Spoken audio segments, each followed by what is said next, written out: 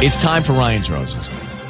So here is the email that we got. It says, Ryan and Ellen, my husband and I have been married for 8 years. We have 3 small children together, so things are always busy at home, and we rarely have time for just the 2 of us, which makes me feel a little disconnected from him. I decided to do a few things to change things up at home. I don't allow the kids to sleep in bed with us anymore, and I also got new lingerie.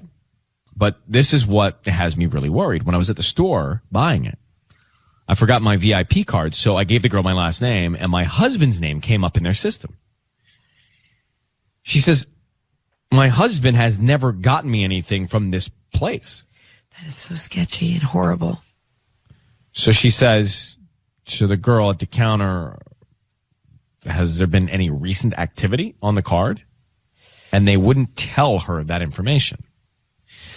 Yikes. So she says, why would my husband have an account, all capitals, at a lingerie store? An account. Wow. An account would mean a credit card on file and activity. It would indicate that. Let's get her on the line right now. I mean, what's interesting about this is she's in there. Veronica, thanks for coming on with us. Hi, good morning. Good morning. What's interesting to me about this is that you're in there trying to do something great for your relationship, and then you stumble into this landmine. Right. It's not something I would have expected at all. So your gut is that, well, I mean, it's all bad, but your gut is, and he's never gotten you anything for sure from this place? I'm positive. I mean, you know, he's not necessarily an incredibly romantic guy. I mean, he has done things for me, flowers and dinners and things like that, but never something as saucy as lingerie. So that's why I was excited about doing it, you know, because I thought it'd be something different and it would surprise him. And so I just couldn't believe the girl when she said his name was on the system. Well, and then she wouldn't tell you if he had made any recent purchases? No, well, apparently you can't do that. You know, you can't ask information about other clients, which, I mean, I can see how that would make sense, I guess. But, and I told her, I said, well, you know, he's my husband. I showed her, you know, I have one of his cards in my purse. I showed her my ID with my last name on it, but she said it was company policy or something. Let me ask you a question. Are there any sister stores? Because, like, when I used to go shop at Structure, I would show up in the Express system, and, you know, that could have raised some eyebrows. I don't know. You see what I mean? It's the same company. Right. But it's such a specific, you know, store. I mean, perhaps, but I still don't know if I believe that. Right. Thinking back those days of Structure. All right, let's, Veronica, I want to get into this because there's just nothing good about it. Nothing good about it. Especially if he's been going there for a while and doing this frequently. And the fact that he has an account set up makes me even more nervous about it. Yeah. You know?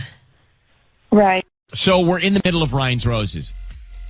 We got an email from La Habra, from Veronica, who's been married 8 years, 3 small kids. Anyway, she wants to spice up the relationship a little bit. So she goes to this lingerie store. She goes to make the purchase. She walks up to the counter. She says to the woman, I forgot my VIP card. You know, here's my name. Can you put my name into the system so I can get credit for it or discount or whatever you get? Buy one, get 2, get 3.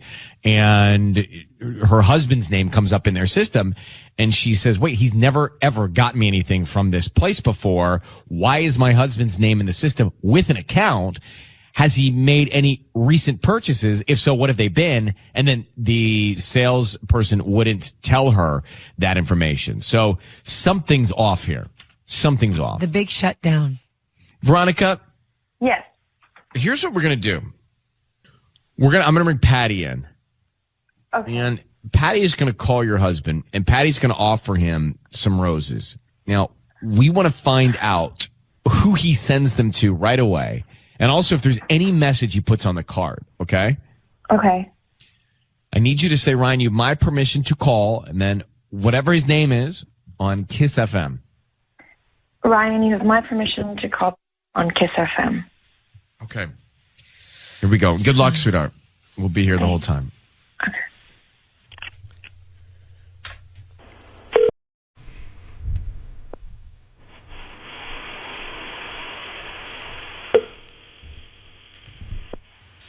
Hello? Hi, may I speak to Peter? Yes, this is Peter speaking. Peter, hi, good morning. How are you? Good. And yourself? I'm doing good. My name is Patty, and I'm calling from Flowers for Every Occasion, and I'm calling because you've been chosen to receive a free dozen of roses They're completely free. And I will also deliver them to the person that you would like to send them to at no charge as well. Oh, but I didn't sign up for anything or anything like that. No, you did not, but I actually just opened my shop about 3 weeks ago, and I'm trying to get the word out, and I think this is probably the best way to do so, and Wow. I'm just, hitting up the people just in the area. Wow, and that's interesting. I never heard of that before. So free roses? Yeah, they're completely free. You get a dozen, and I send them to whoever you want, and they get them today. If you want me to send them, if you want them delivered today, I make sure that they're delivered today, or whatever day you choose. And also comes with an amazing little note that I can I add to the bouquet. That's odd. I don't know. So I can send it to anyone. Anyone you want, yes. Mm-hmm. And this is obviously it's between me and you. Yes, of course. Everything's confidential. I don't share your information with any other third party. No, of course not. I don't know why I asked that. I would like to send to Hannah. And how do you spell that? It's HANNAH. Okay. And what do you want to put on the note? Could you put on the note, and on the seventh day, 7, God created you. That's really cute. Yes. Can I also ask you, do you want red or white roses? I will want red roses. Peter, it's Ryan Seacrest and Ellen Kay. Hi, Peter. Your voice is being broadcast on the radio right now. I need you to understand that. And I have your wife on the line. I have your wife, Veronica.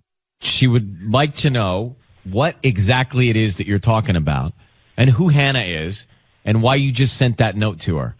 It's a prank? No, it's real. Well, Veronica, would you like to ask the questions? Peter, who the hell is Hannah? Veronica. It's not a prank. It's not a prank.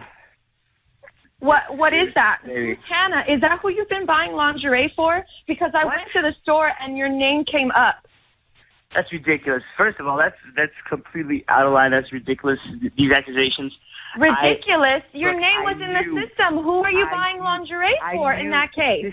I knew this was made up, baby. Okay, listen to me. It didn't sound like you knew this was made up, Peter. I know what it sounds like when you're just joking. This does not sound like you thinking it's made up. Why would I be seeing or buying presents? How ridiculous. Like, for another woman, if I'm the only one in this relationship trying to make it work. You're the only one in this relationship. No, you do it too. No, you do it too. Of course, but why would I be doing that, baby? That's just ridiculous. I don't know. Why don't you tell me? Why didn't you send me the roses? Well, because I knew this. I don't know. I don't know where that business is from, who this person is. I thought you just said it's because you knew it was a joke. Now you're telling me it's because you don't know where the business is. Well, you never know. You never really know, you know? You never really know, so you think it was a joke, but you didn't send me the rose. We're married, and we have 3 kids together, and you didn't think to send me the roses. No. You didn't think to send me the rose. Hannah, just tell me. Just tell me. Just be honest with me, so I know who Hannah is. Baby, don't cry. I'm telling you. Okay, Hannah, it's no one. It's just a name that I always liked, and then it's the first name that came to me, and I just said that. But that doesn't make any sense, Peter. There's still an account at a lingerie store. Who is Hannah? Did you make this name up? Yes, it's a name that I always liked, since a kid, and I just made it up. I just said it. And why did you send the note that said on the 7th day God created you? Because it was a joke. It was the first. So, but if you knew, if you knew it was us and calling, you were digging yourself a hole by saying that. It did not sound like you were being clever, to be honest with you. And you also said, "Is this just between us?" to Patty. Peter, let me give you a little bit more history here. Your wife went into this store to buy lingerie for your relationship, and up comes your name in the system with an account. And so it indicates that you have been to this place or frequent this place. Is that the case? No, that is not the case at all. I mean, maybe... Why was your name there then, Peter? Why was your name in the system? We're going to go, and I'm going to show you your name in the system. All right, take me there. Let's go then. Let's just drop this. This is just ridiculous. Let's go there. So why is there any? Can you give any scenario to us? Why would your name be in the system? Maybe didn't we go there like sometime to do something? Maybe. No, Peter, no. Maybe you went there with Hannah. Sound more and more like a liar. Online, maybe I don't know. Peter, This isn't funny, Peter. Oh God. Peter, You think I'm laughing? Yes. are you cheating on your wife? No, I'm not cheating on my wife. Do you know someone named Hannah? No, I do not know anyone named Hannah. I'm not hearing conviction in your voice. This is ridiculous. I am not cheating on my wife, and I do not know any woman named Hannah. Well, look, Veronica, do you lived through this? You were at this store. Do you believe him?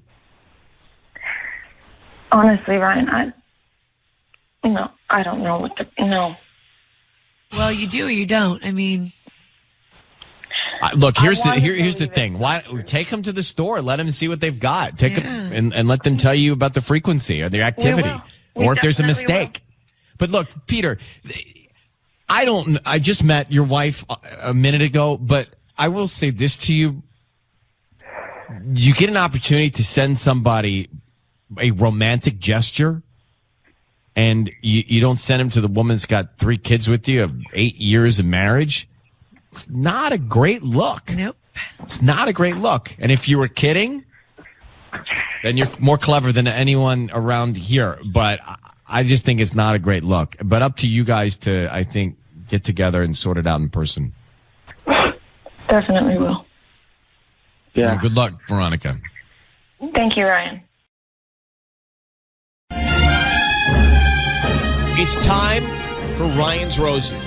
Let's get to the Ryan's Roses as a public service. Now, I'm actually very enthusiastic about doing something like this because I get it. You don't want to have buyer's remorse, and you want to know where you stand. Mm-hmm. And if we can help out in any way, then that's kind of what this is. So the deal says here, Dear Ryan and Sissany, my boyfriend of 5 years is making me move in with him.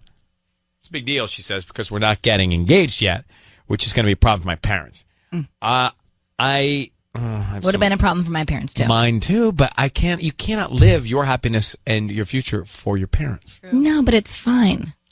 Okay. I actually think it's important to spend living time with somebody before you get married. Michael and I got engaged, and then he moved in 7 months before we got married. So you knew you had an out.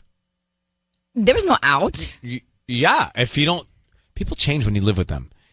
Let's forget us Whatever. And stay to this. All right.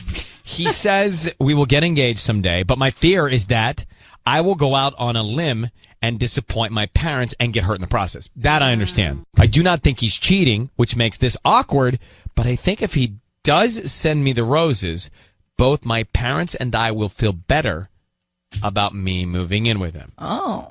All right. Okay. Well, so of course he's going to send them to her. I know I said this is what roses is designed for. I'm not so sure anymore. But I want to help because it's a sweet thought. Yeah. So why is everyone so bah humbug? I think he's going to send them to her. I think so too.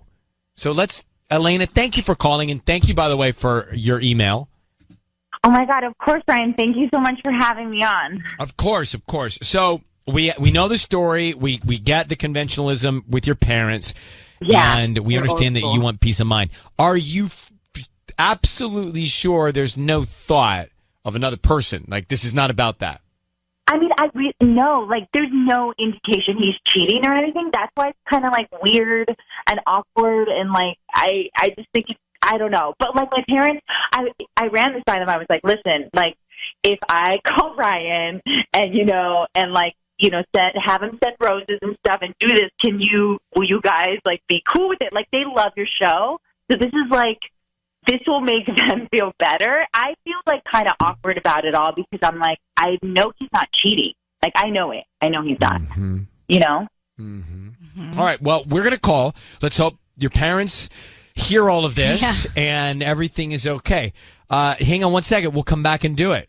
Okay, thank you. So this is a different one, but I think it's a helpful one. She is with her boyfriend of 5 years, and they're moving in together, and he's not proposed. He's stalled in the proposal. Her parents are not going to approve of them living together without the proposal, but she wants to have as much peace of mind as she can. She doesn't think that he's cheating, but if the roses go to her, she feels like it'll cause peace in the family. So we're going to try and help out. And this is happening in Glendale. Elena on the line. All right, Elena, here's what we're going to do. Have you physically moved in yet? I haven't yet. No. He just asked me, and we're getting in motion. I'm like figuring out like my stuff, what I'm going to sell, what I'm going to take, all that stuff. And not like haven't done it yet. Okay, we're thinking in the next 2 weeks. We're going to try and help out and call him. So I need you to say, Ryan, you have my permission to call, and then whatever his name is on Kiss FM. Go ahead. Ryan, you have my permission to call on Kiss FM. All right, here we go. Sisney's doing it. You'll be on the line. Be very quiet until we tell him. I know, everyone feels that way. Until we tell him that he's on the air, and then we can all talk, okay? Okay. Now, let me ask you a question. I just thought of this. What? If he sends the roses to you, do you want us to hang up or tell him what's going on? Gosh, yeah. Like pretend like, okay, great, thanks. Okay, we'll do that. Like, yeah, maybe just like a quick kind of like, great, we got it, thanks. We'll call you back for the address or something. I don't know, something. I know. That's okay. Then just kind of like abort. Okay, we'll get out. Shh. Good luck.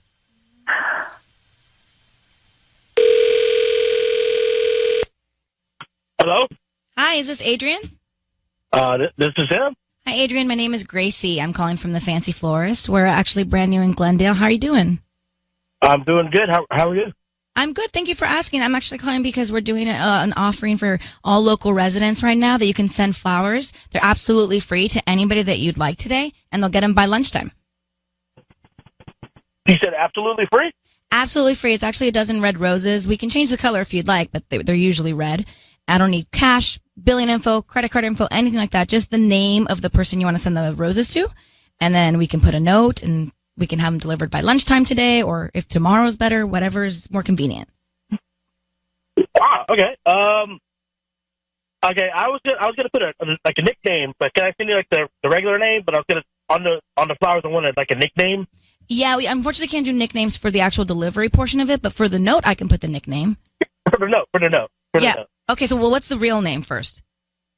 It's Patricia. Trisha. Okay. And then what would be the nickname? Hello. Wait, what happened? Adrian, your voice is being broadcast on the radio. I need you to know that and understand that. We have your girlfriend, Elena, on the phone. Who is Trisha? Who the hell is Trisha, huh? What's going on right now? Everything is okay. Just tell us who the woman is, Trisha. Adrian, speak up. Who's Trisha, idiot? Who the hell is Trisha? She's a girl. She's a girl? Oh my God, I can't believe you. I was literally gonna move in with you and my parents. They're like, oh my God, is he gonna be the one? And you're here like sending roses to some other girl. Who the hell? What is going on? I don't know what's going on right now. What's happening? No, Adrian, what's happening is this. Your girlfriend of 5 years is expecting a proposal. She's moving in with you because she thinks you're going to be married. She's concerned that her family isn't going to approve of you living together. Now she's upset and concerned because she thinks you're cheating on her with a woman named Trisha. What's going on? I don't know what to say. Elena, I'm sorry. Sorry, that's all you gotta say? Who the hell is Trisha? What are you doing? Who is this person? She's another girl I've been seeing. Another girl you've been seeing? You've been going out with me for 5 years? What do you mean you've been seeing somebody else? Oh my God. I can't believe you 5 years? 5 years down the drain like this? 5 years. I don't know what to say. Sorry. Oh my God. Are you laughing? Was that a chuckle? It's a nervous reaction. I don't know what's happening right now. This is unbelievable. Oh, you just got busted. That's what happened right now, Adrian. You just got busted, okay? I can't believe that we've been dating for 5 years and you have been seeing somebody else and then you asked me to move in with you. What's the point? Why did you even ask me that? Adrian, how long have you been seeing Trisha? Probably about 5 years. You gotta be kidding me. Is there anybody else at this point? No. It's just you two. Well, no, Adrian, Elena, I understand your fury. Oh my God. And Oh my you God. should feel that. Adrian, what is going through your head to think that is a respectable, appropriate, okay thing to do, and then you're inviting Elena to move in with you? Where do you think this is going to end? I guess I thought I could do two things at one time. I was gonna have her move in, and I was gonna ask Trisha to marry me. What? I'm confused. What are you talking about? How are you going to... You're not even making sense. You're going to ask Elena to move in with you and marry another woman? How are you going to do that? Oh my God. Trisha had her own place. I was gonna live there as well. Why are you telling me this? Well, I mean, might as well. It's out and open. You know. You're not normal, and you're not a good person, man. No. You're a psychopath, okay? You're a psychopath, and I cannot believe you. And you know what? I'm burning all your clothes. Like, don't even come and pick up any of your crap at my house. It's all gone. Sorry. It's all gone, I Adrian. want you to find out this way. This is... Which way did you want her to find out? Well, I just wanted to break it to her in private, not on the radio. This is insane. Oh my God. This is insane. Wow. Is exact. Does Trisha know about Elena? No. Oh my God! All right, hope she's listen, listening. Elena. You're right. We should get off the phone right now. And you, hey, Elena. I don't know if you're religious or not, but I would look up and thank whomever or whatever you pray to. I know. Because you did not move in with this guy. You did not get engaged to this guy. You did not marry this guy. And you did not have a kid with this guy. Yeah. Yeah, that's a good way to look at it, Ryan. I really appreciate it. I don't know what to do. You know what I mean? Like, I'm just in shock right now. I'm so mad. Sure you are. I'm in shock with you. All wow. right, we're hanging up on Adrian. He's gone. Okay. And Elena, I'm so sorry. You are right to feel everything you're feeling right now. Okay, thank you, Ryan. I appreciate it. Oh my God, I can't believe this happened. I didn't expect this, so I appreciate you so much. Thank you. Take care. You're the best, okay? We love you. Thank you. All right, bye-bye. Bye. So bad for her. Oh, I do, but I know. so grateful. Yes. I'm so grateful. Catch 22. How can here's the thing. How can a guy be that insane and you not know it? That's even scarier. Oh.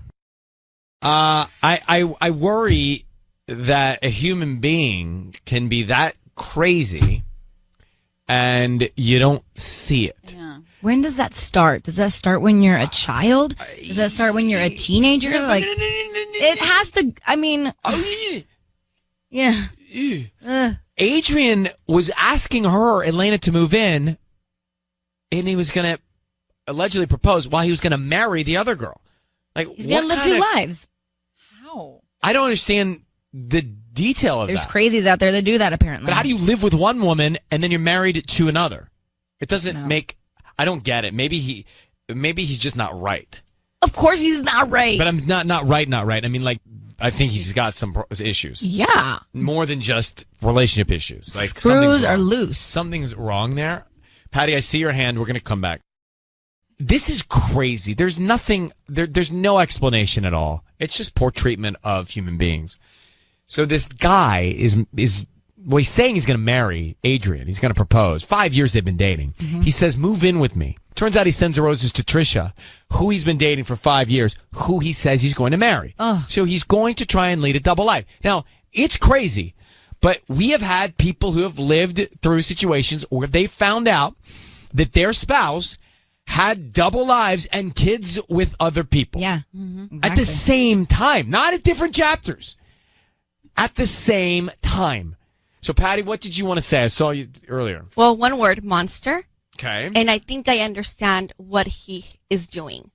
I think he reached a point where he couldn't handle this anymore, so he had to do something very drastic with both women. He asked one to move in with him and the other one to marry him. Out of panic. Out of panic, and it's so drastic that the bubble's gonna burst, and he knew it. Like he had nowhere else to run. And that's what he's doing. Okay. I mean, we could sit here and go in circles. I don't believe this deserves an explanation. Well, he did say he wanted to break the news to her eventually, so he did want this to end at some point. I mean, in desperation, he said that on the air. But I almost don't want the twins to hear this. Yeah, I'll cover their ears. I can't. We my should hands keep over my ourselves stomach. calm because we don't need it. I wonder, though, if he had a conversation with either one of them saying, like, we're exclusive. I know, like, 5 years is a long time, but what if they never had the conversation? That's not possible. I don't think so. I don't think so. Not if they're about to move in with each other. I love your hopefulness, but not right now. Okay. Like, there's no hopeful in this. Macy, are you with us? I am. So go ahead. You're on. What's your view? I honestly think that her parents could tell something was off. I don't know if they knew that it was to this extent, but I think her parents knew what was going on, and that's why they weren't being supportive, and why they were encouraging her to wait for the engagement before she did something like move in with him. And I think they could just tell. They sensed it. They couldn't put their finger on what, but they knew something was off. That's and a they're fair right. point. Yeah, you have to be like a sociopath to be able to live a double life like that. Do you ever meet someone and you really look them in the eyes? Okay. And you feel like, okay, there's a crazy in that eye.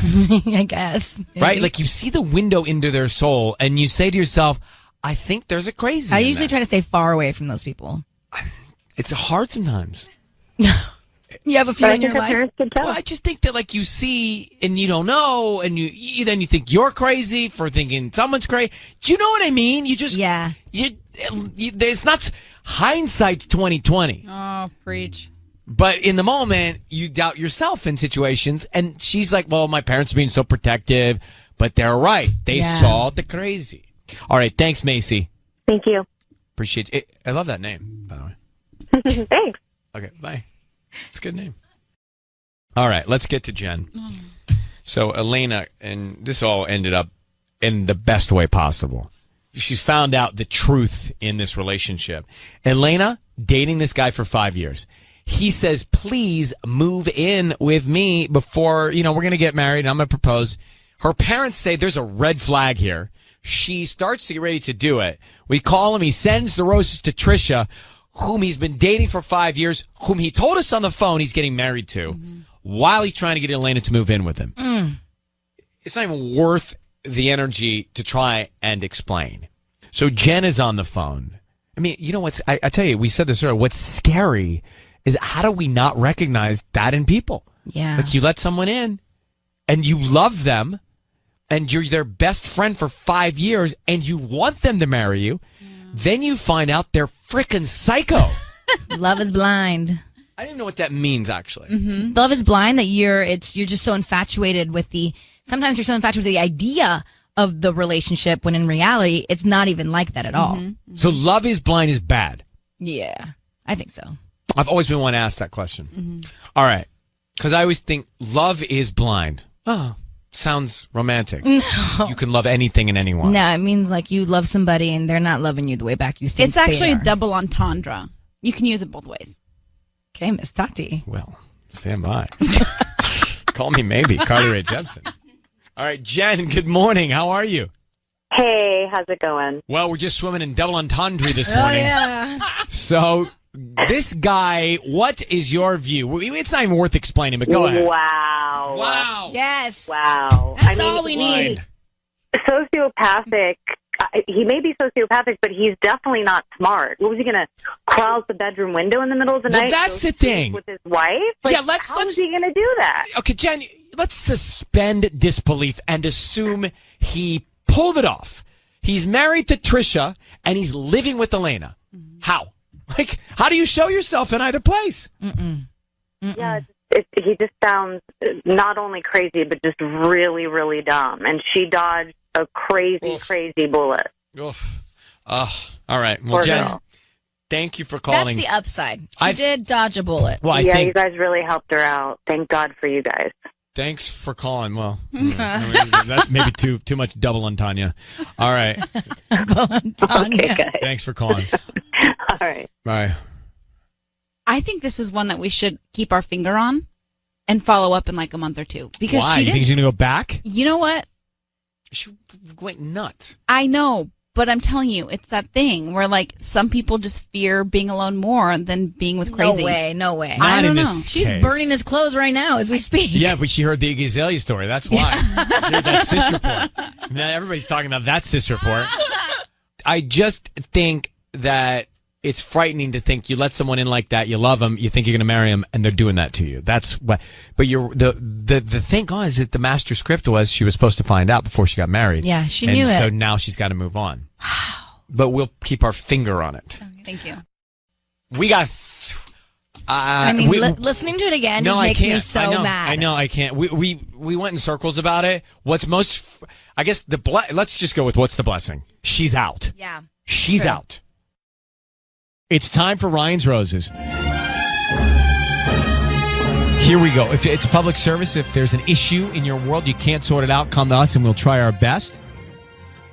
Let's get into Ryan's Roses. Dear Ryan and Sissany, my husband took a job which has him out of town for every 6 to 8 months. He used to come home every weekend, but now only comes home every other weekend. He said travel was really wearing on him, but despite the visits and the promise that we could be okay, I feel like something is different. I've begun to question why he took that job. I know it's a good opportunity. I know that the money is needed, but I can't help but wonder if another woman is the reason he even found the job in the first place.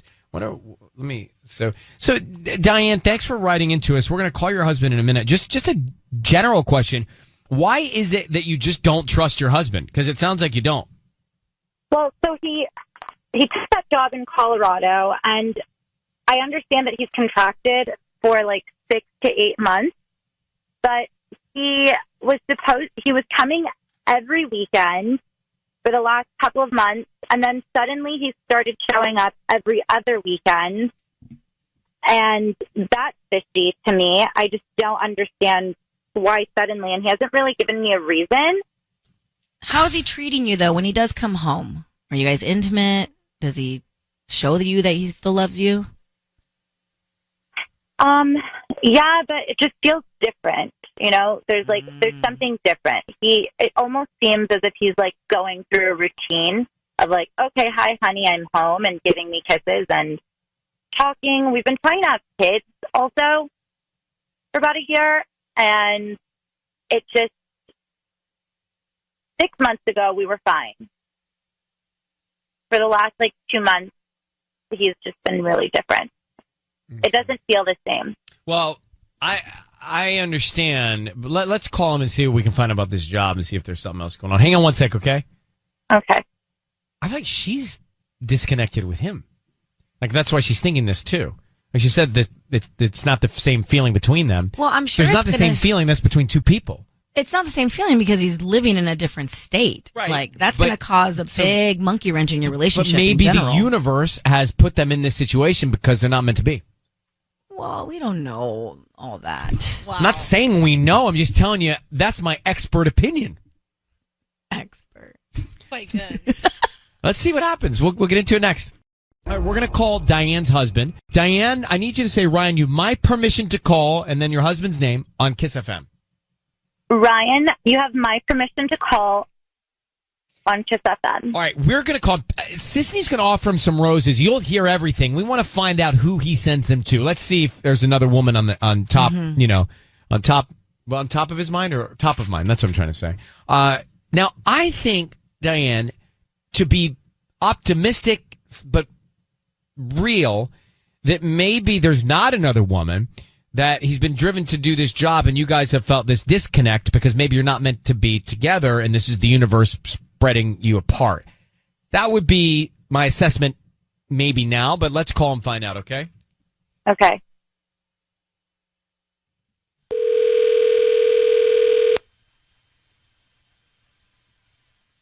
Hello? Hi. Can I speak to Michael? This is Michael. Hi, Michael. My name is Quinn. I'm calling from Blossoms on Beach. We're a brand new flower shop here in Huntington. How you doing this morning? I'm good. How are you? I'm good. Thank you for asking. So we're right on Beach Boulevard near Ellis. And the reason that I'm calling is because we're offering a free chance for local residents to send free flowers to anybody that they'd like today. Is that something that you'd be interested in? Yeah, that sounds awesome. Great. So I just need the name of the person that you'd like to send these flowers to, and they'll receive a dozen red roses by lunchtime today. So what's the name? That's awesome. Let's send them to Veronica. Veronica? Yeah. Okay. And what would you like to put on the card? Had a great time last weekend. Can't wait till next weekend. Had a great time last weekend. Can't wait till next weekend? Yes. Okay. And who's Veronica to you? Is it like a romantic card? Should I put hearts on there? Yeah, put some hearts on there. Okay. That sounds good. Michael, it's Ryan Seacrest. Your voice is being broadcast on the radio, and your wife, Diane, is on the phone. Who is Veronica? Veronica's just a friend I met while interviewing for a job that I got just a little while ago. Interesting that you had a great time last weekend, and you're really excited about this weekend. What are you so excited about? I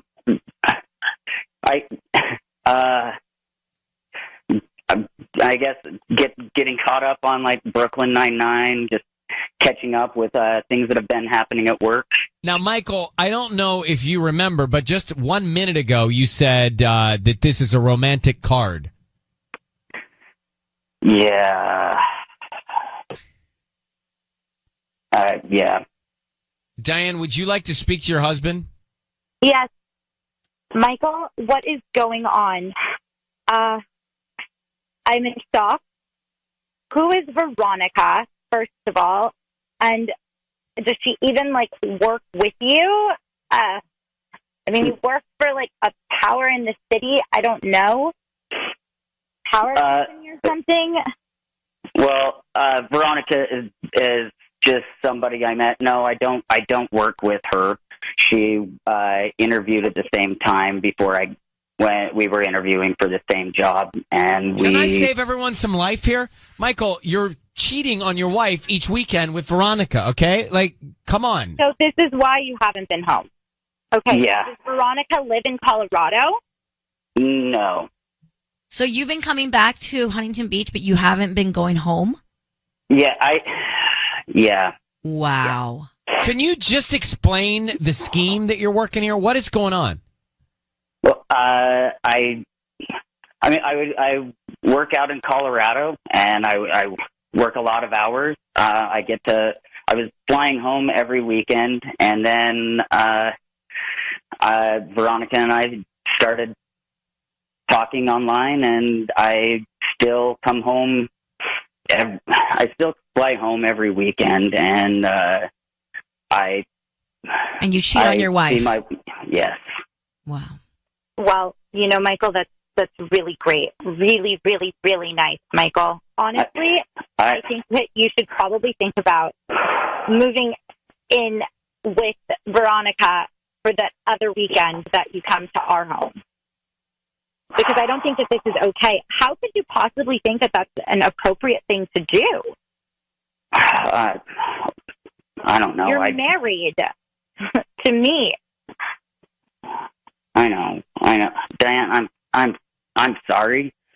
I know that's definitely not enough. Sorry does not cut it. And they're sending you free roses, and you think to send them to her? Do you not think that I've been miserable for the last few months because you haven't even been home, and we've been trying to have a kid? Do you not think of stuff like that? Now I am. Okay, obviously. now it's not okay. You should have thought about that before any of this has occurred. You should have thought way before. Michael, you sound weak, pal. You sound weak. I don't know what's going on, but you clearly aren't treating your relationship with respect or your wife with respect. I'm going to leave it to the two of you to carry on, but Diane, at least you now know what's going on. He moved away from L.A., take a job in Colorado, and he started dating a girl back in L.A. That's what's going on here. That's what's happening. That's what I'm hearing. It's disgusting. We're going to let you both go. Diane, you've got all the facts, okay? Thank you, Ryan. I hope you find happiness. So sorry, Diane. He sounds weak, doesn't he? Like, he just sounds, I don't know. Over it. Not even over it, not even together. He doesn't sound together. Mm-hmm. But he took this job out of state, and then he comes back and dates and is having an affair with someone back here. Gosh, I feel so bad for her. I don't want her to be with him. Yeah. Patty, what did you think? I just hope that she doesn't forgive him. Because I have a feeling he's going to eventually. No, she can't. Not with all of those facts. No, but sometimes, let's say right now he's in this honeymoon stage with a new girl. And when that honeymoon stage is over, he's going to somehow regret the decision he made and go back and try to get back with she's his wife. gone by then. I just hope she never doesn't take know. him back. The card said Veronica had a great time last weekend. Can't wait till next weekend. Ew. The facts are, on this Ryan's Roses a few minutes ago, the facts are that he, the husband, sent the roses to another woman, not his wife, said, thanks for last weekend, can't wait for next weekend, and admitted to having an affair, correct? Yeah. So, Patty, how do you think that she's not going to walk away and leave him? And by the way, he does not sound like a strong guy. He does not sound like he can stand for anything. Mm-hmm.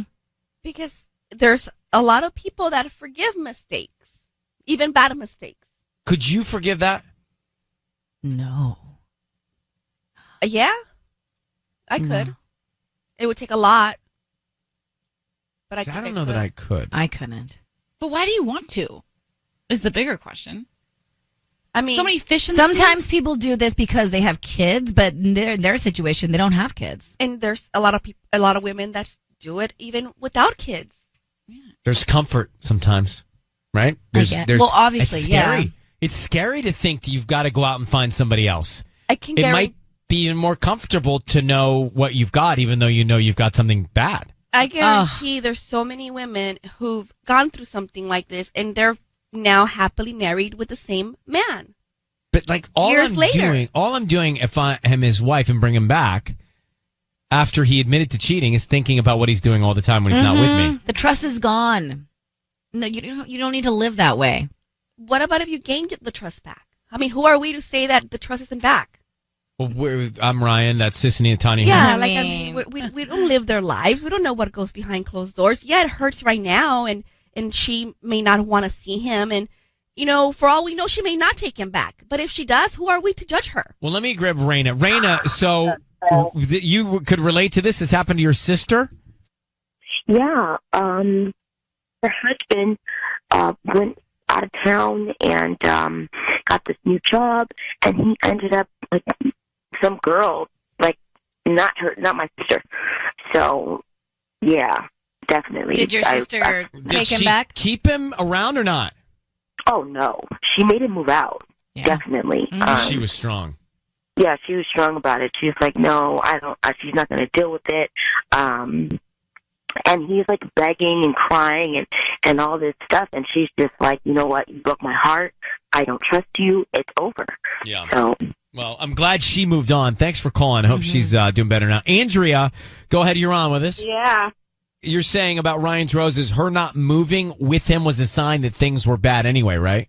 Yeah, absolutely. I mean, she should have picked up on that immediately. He not returning back home and moving away. I think it was a temporary job. It was a temporary job, but I still think that she sounded like she had lost the magic anyway before. So maybe the spark was gone and he just decided to move on. Nevertheless, it's wrong. Yeah, of course. And yeah, I think still, regardless, he should have communicated with her so she wouldn't have had any surprises. Well, she's better off knowing what she knows now. Thank you for calling, okay? Thank you, and have a great day. I think he told her travel was wearing on him and he was still traveling to go see the other girl. Ew. He's just a big liar. All right, that's enough of that. Let's get to this Ryan's Roses revisit. Samantha wrote to us a while back. she was wondering why her husband all of a sudden decided to step up and do all the stuff at school, the parents' responsibilities. He was bending over backwards to attend school events, and she thought, okay, there must be incentive, and maybe it's the mom of another kid at the school. Now, we got Matt on the phone. He sent the flowers to his wife, but he then confessed that he was going to do all this school stuff with their child because the other moms at school called her the B word, didn't like her. Yeah, they didn't like her. Wait, who said that? I know you're not. I know you're not at all. I just that's you can come Kids, across. I hear kids. Come across as, Did someone say something to you? just I overheard some other parents talking. And after Matt got done with this call, a lot of people called up and said, I really wish people in my life would handle themselves like Matt. I mean, he was stepping in to try and save the day. Yeah, he tried to protect his wife. It's been almost a year and a half. What has happened since? Samantha, how are you? Hi, Ryan. I'm well. How are you? I'm good, thank you. So tell me, what has happened since we spoke? Because Matt was stepping in to save the day, and there were other parents at the school apparently talking behind your back, and that's why he did it. Okay, so remember how he told us that it was all because the other parents didn't like me because I was annoying, blah, blah, blah. Well, I actually totally believed him because I can be a bit of a B-word. But this is what has happened. Ryan, he was gaslighting all of us. He was totally cheating on me. No. I am not kidding. He was cheating with one of the moms at school. Wow. How long did it take you from when you found out this information on our call? How long did it take you to figure out he was seeing someone else? A few months. I took that all into account. I heard what the other people said about listening to him. He sounded like the best guy, and I was like, something must be really wrong with me. I must be wrong. I'm shocked. Oh, I found some texts on his phone, of course. That's what happened. But it was another mom at school who blew it all up because she also found out and told everybody about it right around Thanksgiving. Perfect. It's been actually really hard. We do have kids, but- so sorry. So what is the status now? Is he not around? He is not around physically, and we are separated. He moved out, but we're not divorced. We're heading that way. But of course, we have kids. Like I don't. Anyway, it's pretty complex. I don't know listen, to get into it. never second guess your intuition. You've got a good radar, and it's it's bad enough he was cheating. Then he tells you that people are talking badly about you behind your back. It's crazy. I know. Well, it's crazy making, definitely, because I was like, there must be something wrong with me, and anyway, so that's the long and short of it, is that you're right. Sorry. That's my intuition. Thanks. Don't second guess yourself. I'm sorry that you're going through this, and you know really what? hang in there. I don't think it would have all come to fruition without you guys, meaning I don't think it would have come to light, and so it's all going to be for the best. So I appreciate you guys taking initiative. All right. Well, good luck. Thanks, Ryan. Thanks, Samantha. Bye. Bye. Bye. What's shocking to me is we talked to him, and I can remember it like it was yesterday. We're taking all these calls about people who were like, oh, I don't doubt him. It's time for Ryan's Roses. Here we go. If it's a public service, if there's an issue in your world, you can't sort it out, come to us and we'll try our best. Dear Ryan and Sisney, it's time for Ryan's Roses. We're going. I saw my husband sitting with another woman at a coffee shop. They looked very friendly. It bothers me. He doesn't have any female friends that I know. I ended up asking him if anything interesting happened that day. He said no. I didn't tell him I saw him, but I'm scared and don't know what to do. Diana in Highland Park. Diana, thanks for coming on. So when we say they looked friendly, do you have any details about the friendly? Oh, God. First off, I just have to say I had to do some breathing exercises right now. I'm so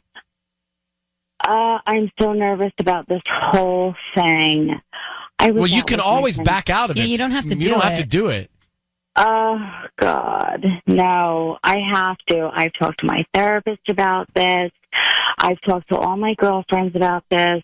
Everybody is just giving me all different sorts of advice, and this is the last straw. This is what I have to do.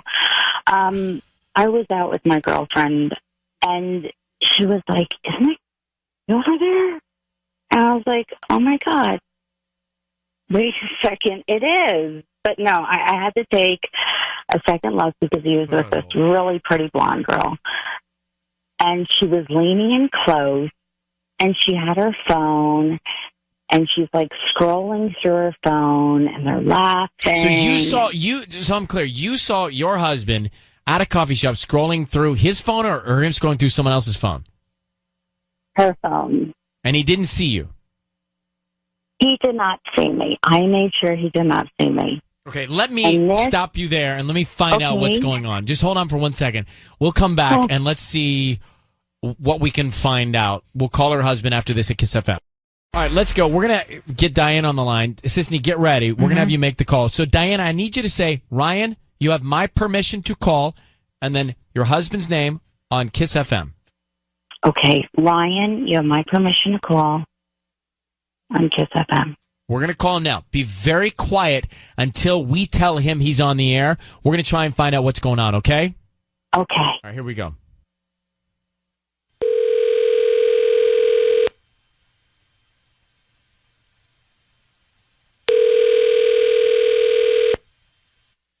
Hello. Hi, is this Gary? I'm Gary. Yep. Hi, Gary. My name is Megan Harmon. How you doing this morning? I'm doing well, and you? I'm good. Thank you for asking. I'm calling from Highland Flowers. We're actually new to the area, right on York, near the 99 cents only store. We're a flower shop. And the reason I'm calling is because we're offering a promotion for local residents today to send free roses to anybody that they'd like. They're absolutely free. I don't need credit card info, cash, anything like that from you. Wow, you're sending out free roses. Yeah, is that something you'd be interested in? If so, we just need the name of the person you want to send the roses to. Sure. I mean, yeah, I love free things, so. Okay. And what is the name of the person? So Mariana. Mariana. Mm-hmm, okay. Right. And what would you like to put on the card? I appreciate you. You just say, I appreciate you. I appreciate you. Okay. All And right, who's Gary, I can hear Diana. Gary, your voice is being broadcast on the radio. I need you to know that I have your wife, Diane, on the line. Who is Mariana? Oh, my God. Gary, who is Mariana? Oh, my God. Diana, are you there? Yes, she's here. But Gary, who's the woman you're sending flowers to? What the hell is happening right now? This is insane. That's what we're trying to find out. Gary, how could you do this to me? Sweetheart, I send you, sweetheart, I send flowers all the time, babe. I send you flowers all the time. Gary, why are you freaking out? This is insane. Here's why. She saw you at a coffee shop with another woman. You sent flowers to another woman. Who's Mariana? Mariana is somebody. She's a career counselor. She's somebody that I've been meeting so that I could actually work on. No, we don't. But so, Gary, who were you flirting with at the coffee shop? She saw you guys going through each other's phones. Who was that? Blonde woman. Yeah, that's Mariana. I was not. We weren't flirting. I was showing her. God, that is lies. This is, oh my God, you are lying right now. You love your wife? You love your wife? I'm not lying to you. Why would I lie to you? What I don't know. You tell me. Why are you lying to me?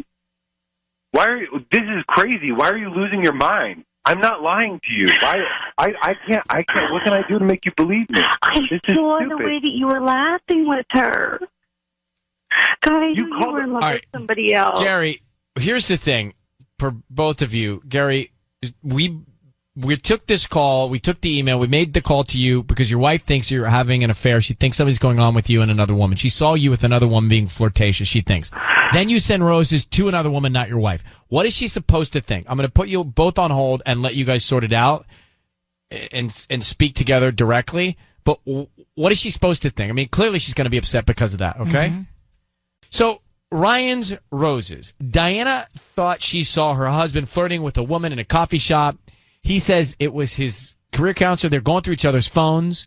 She saw him at the same place. She didn't say anything. He didn't know that she saw him.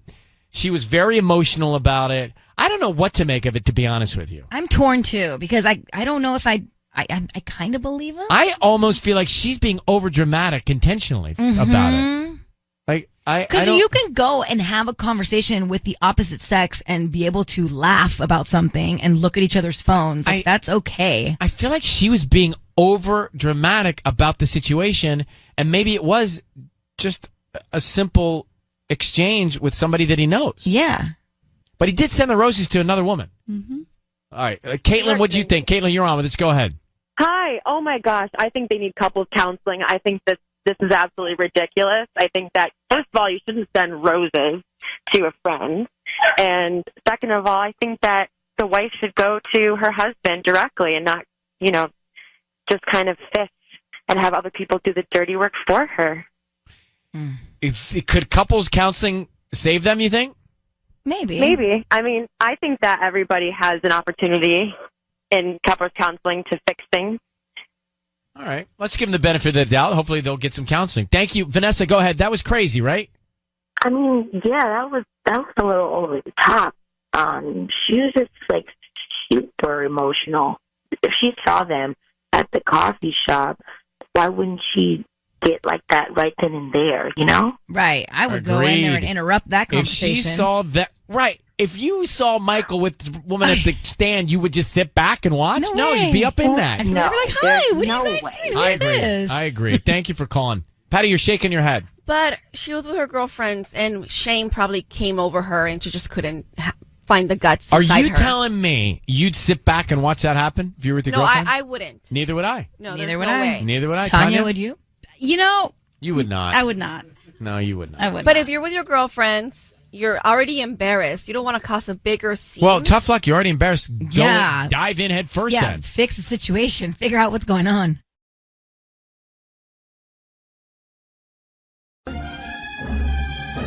Ryan's Roses. This is abnormal. This is an unconventional call. We're going to do something we have we ever called? I can't, I'm racking my brain thinking back over the years. Have we ever? We must have had to have called a wife at some point. We must have at some point, but I can't remember. Yeah, I can't remember either. But we're going to today. And this is because we were talking about the fact that we don't ever do that. And we got a handful of emails from guys who actually want us to call their possibly cheating wives.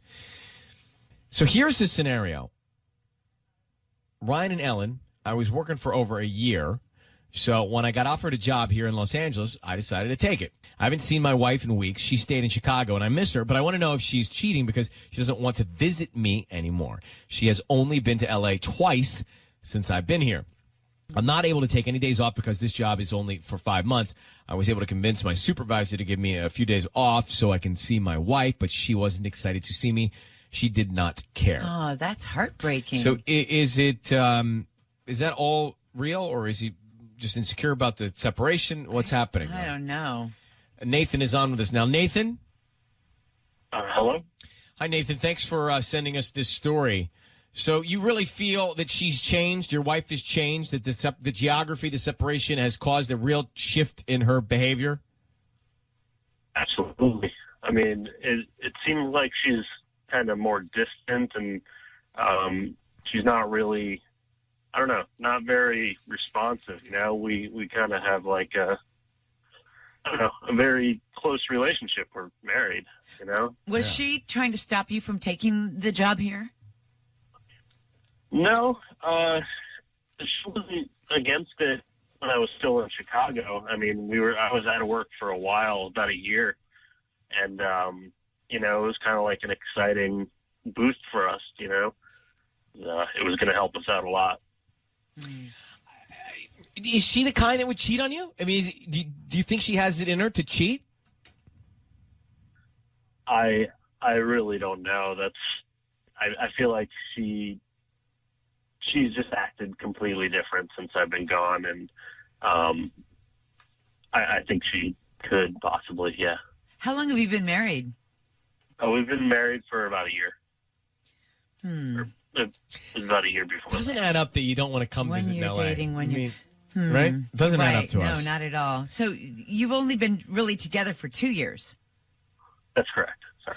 All right. This is Nathan, who has written to us and asked us to call his wife. Nathan has moved here. He took a job. His wife is in Chicago. He's here. She's acting differently. She doesn't really want to see him. She's not coming to visit. There's a red flag here. There's a red flag there. There's a red flag everywhere. Yeah. We're going to do it differently. Patty is not here. Patty is actually in the other room. Mm-hmm. Are you okay with this? I'm totally fine. Yeah, you're not jealous of Tanya? I'm not, no. You don't feel like she's taking your spotlight? I don't feel that, no. We don't want to throw off the scent. so to speak. Yeah. Patty flags would be thrown. Yeah. So Tanya is going to do this. Have you done this before? I filled in for her once. How'd it go? I don't know. I get nervous. You get nervous? I get nervous. It's just. All right. Just putting her microphone. You've seen us every day for the last 6 years. How could you be No, nervous? I'm not nervous in front of you guys, but I don't know. I'm nervous. I don't. Well, I'm a little offended you're not nervous in front of us then. I'd rather you be a little nervous in front of us. So we're gonna offer a couple's massage. All right? Got it. And then we want to find out who she wants to put on their certificate. Patty prep me. Well, let's make it like super romantic, like by a fireplace or by candlelight, and you get a bucket of champagne. Like, okay, so add the champagne. So Nathan, I just need you to say, Ryan, you have my permission to call, and then whatever your wife's name is on Kiss FM. Yeah, Ryan. You have my permission to call my wife on Kiss FM. On Kiss FM. Okay. Whew.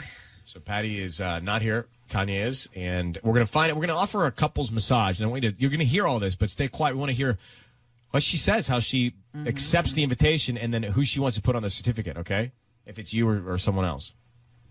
Okay. Okay.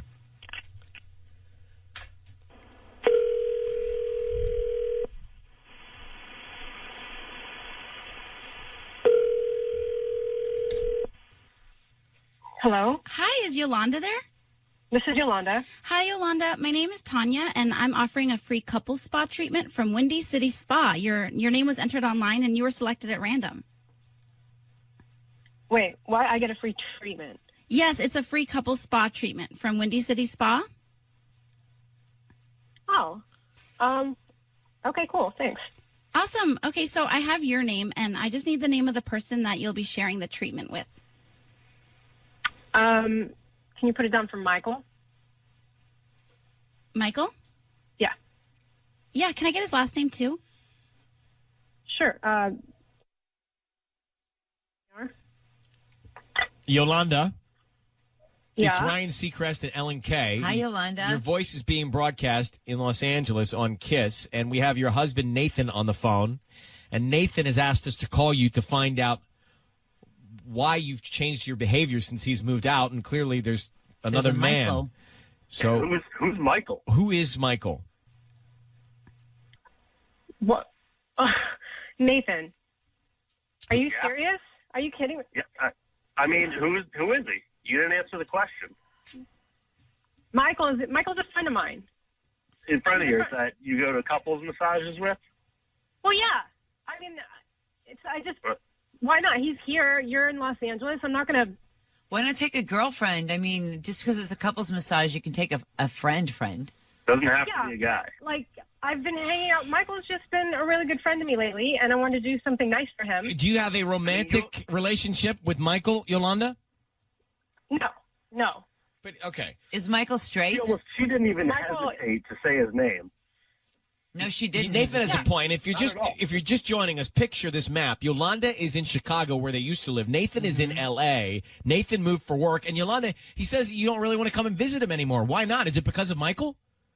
No, it's not because of Michael. It's because I'm busy. I have a lot of things to do. Well, you have a been out to marriage LA and a like twice husband already. But you guys should be trying to see each other in different places. It doesn't add up. I've been out there twice. I've been to LA. I don't really love LA. I'm sorry. But I tried to take a few days off to come visit you in Chicago, and you knew I was only there for a few days, and you really didn't even. Nathan, come on. I was so busy that weekend. You gave me no heads up, and I had so much to do, and I had to work. I picked up somebody's shift, and I'm sorry. I didn't have a lot of time, but that's. You just put Michael's name on a couple's massage certificate. Right, I got so a why real are we problem even with that talking if about I'm this? married to you. You put another guy's name on a couple's massage certificate. Yolanda, don't you Just see? because it's a couple's massage, it doesn't mean we're a couple. It's just a friend I wanted to do something nice for because he's always there for me, and I thought it would be a nice thing to Well, do. my hand is on my hip. I don't buy it. There for you in what way? Why? Why are you confiding in a guy and making friends with a guy when you probably have plenty of girlfrils who live there? I have two hands on my Because hips. he's here, and it shouldn't matter if he's a guy or a girl. It does. Make But I friends. mean, It's a thing. I feel like I make time to talk to you, and we still could communicate, even though we're not, right in front of each other. And here's the thing: it's not even a guy that Nathan knows, Yolanda. It's some guy he doesn't even know. Like if it was a mutual friend, or if this guy was not straight. Yolanda, do you resent that Nathan has moved to Los Angeles? Is that the core issue here? Yeah, he's always so busy in LA, and I just feel like It's not anything we couldn't solve. Yolanda, are you cheating? Are you cheating on your husband, Nathan? no. Okay, Nathan, do you want to be in this marriage with Yolanda? Yeah. Yolanda, do you want to be in this marriage with Nathan? Way too long of a pause. Way too long of a Yolanda. pause. You're basically still a newlywed. I mean, you guys have been together for 2 years, 1 year married.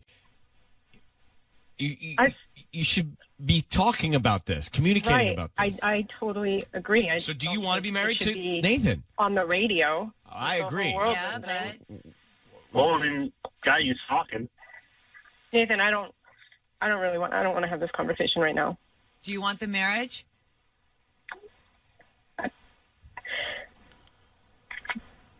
Nathan, I think we should just talk later. I think you're cheating on your husband.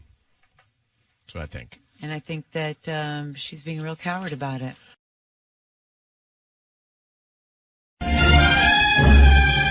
It's time for Ryan's Roses.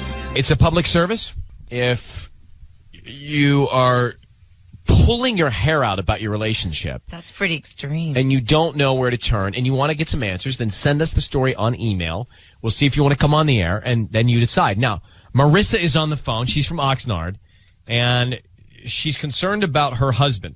She says that, "Dear Ryan and Ellen, my husband went from being the best father and husband to treating us like we are now strangers. He works a lot, so to stay in contact with the kids, we always use FaceTime. That has stopped. He's always too busy at work to answer. He always has some random excuse. It makes me think maybe he's not at the office at all, and when he's home, he's so disconnected from us, he doesn't even talk to the kids. He's just on his phone texting." So, Marissa, I can understand this change of behavior has got you in question, huh? Yes. And have you discussed it with him? Well, every time I try to bring it up, he's just really not around, and he just kind of writes it off. Like the second that I start talking about it, he just kind of blows up and is like, I'm working hard for this family, and then the subject is just kind of overlooked. And Can I ask you, how long have you been married? We've been married for 7 years. So it's possible that there's a lull in the marriage just due to time and, I mean, that is possible, but our kids are at the word I'm looking great prime part of their lives. Like, I would say that this should be more exciting for our marriage when they're in basketball and. Well, so the word I'm searching for is routine. Now, I'm not saying that he's not guilty of something, but you got to be aware of routine. But also, he's the father to what? 2 girls, 2 boys, a boy and a girl? More? 2 boys. 2 boys. 2 boys. Well, I don't know any father who would want to miss out on having all these experiences with their kids. That may be the best point of all. Al. You're right. Also, the routine is all his doing. It's his job that creates this routine with the FaceTime and everything. And he has not offered to try to change things, to try to get his schedule lighter. Like, nothing has changed. Okay, we're gonna call him, Marissa. Can you hang on for a second? Yes. Okay, we're gonna call him next. I'm gonna get Patty in here. Ryan's Roses. Marissa's on the phone. The long and short of it is, she's been married for 7 years. Her husband is being more distant. They've got 2 kids. He works a lot. Anyway, he's not FaceTiming with the kids. He's not answering the phone when they usually always FaceTime, and she thinks maybe he's not even at work. He's been acting strange. The behavior shifted, and she thinks maybe something is going on. That's the long and short of it. And Ellen made the best point of the conversation, which is, wait, what guy doesn't want to answer his phone and FaceTime his kids? If he's been doing it, now he's not doing it. That's weird. Right, like when your kids are like teenagers and then leaving the house, this dad's going to look back and go, where was I? Well, Marissa, would you just say to me this? Ryan, you have my permission to call, and then whatever his name is on Kiss FM? Ryan, you have my permission to call on Kiss FM. Okay. Patty's going to call him and offer him some roses. We want to find out who he sends them to. What's the name? Is it yours, Marissa, that's top of mind, or is it someone else? And then we want to find out what message he sends. Like, what is in his head, okay? Okay. All right. Good luck, Marissa. Thank Here you. we go.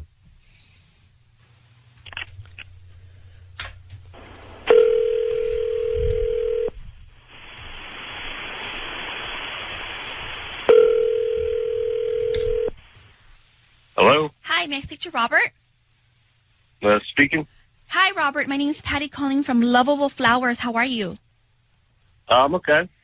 Good to hear. I'm calling because you've been chosen to receive a free dozen roses. They are completely free, and you can send them to whoever you want this morning. I don't need any information from you, just the name of the person you're going to send the flowers to and a note. And they'll get them today by lunchtime. And all I ask in return is for you to go to my Facebook page and, maybe leave a review, like a comment, maybe like my page, and that would allow me to be able to get more customers. All right. That seems fair, I guess. Great. And so let's do that. I know you're a busy person, so let's make this quick. What is the name of the person you want to send the flowers to? You'll be sending it to Claire. Claire. And what do you want to put on the note? You could say something like you make me so happy. You could, Robert. Yeah. Robert, I want you to know your voice is being broadcast on the radio. It's Ryan Seacrest and Ellen K. Hi, Robert. We have your wife, Marissa, on the phone. Robert, okay. Who is Claire? Claire's just a friend from work. Well, what did you just say on the card? That doesn't sound like a friendly card. So happy. Like I've never sent that to Ellen, although you do. Oh, thank you, Ryan. But I've never that's a weird thing to send to a friend. Robert? Yeah. Your wife has asked us to call you to find out what's going on. Something's going on with Claire, right? Yeah. Something's been going on recently. Well, this is obvious. This is clear. It's been clear to Marissa since it started. And your 2 sons. I mean, you're avoiding phone calls, FaceTimes. You've changed your. Are you going to work when you're telling her you're going to work, or are you going to Claire's? No, I'm going to work. I'm still pretty busy. Does Claire know that you're married with 2 sons who would love to FaceTime with you, but you blow them off because you're with her? Yeah, I mean, she knows I have a family. I don't know. It's not because of. I don't know. It's not because of her that I'm not around my family a lot. But Robert, what is it? It's, Why? It's just been years in the making. We've been married for 7 years now, and it's just been kind of tension and just non-communicating for years. It's just been Well, building who's up. the one who's not communicating? I am always trying to encourage us to all be together as a family, and you're the one who just ignores even FaceTimes from your children who are just trying to see your face. You're the one who's ignoring. You're the one who's not communicating.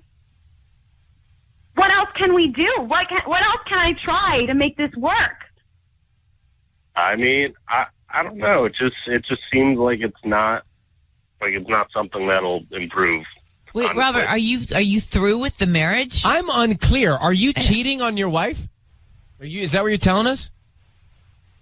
Yeah, more or less.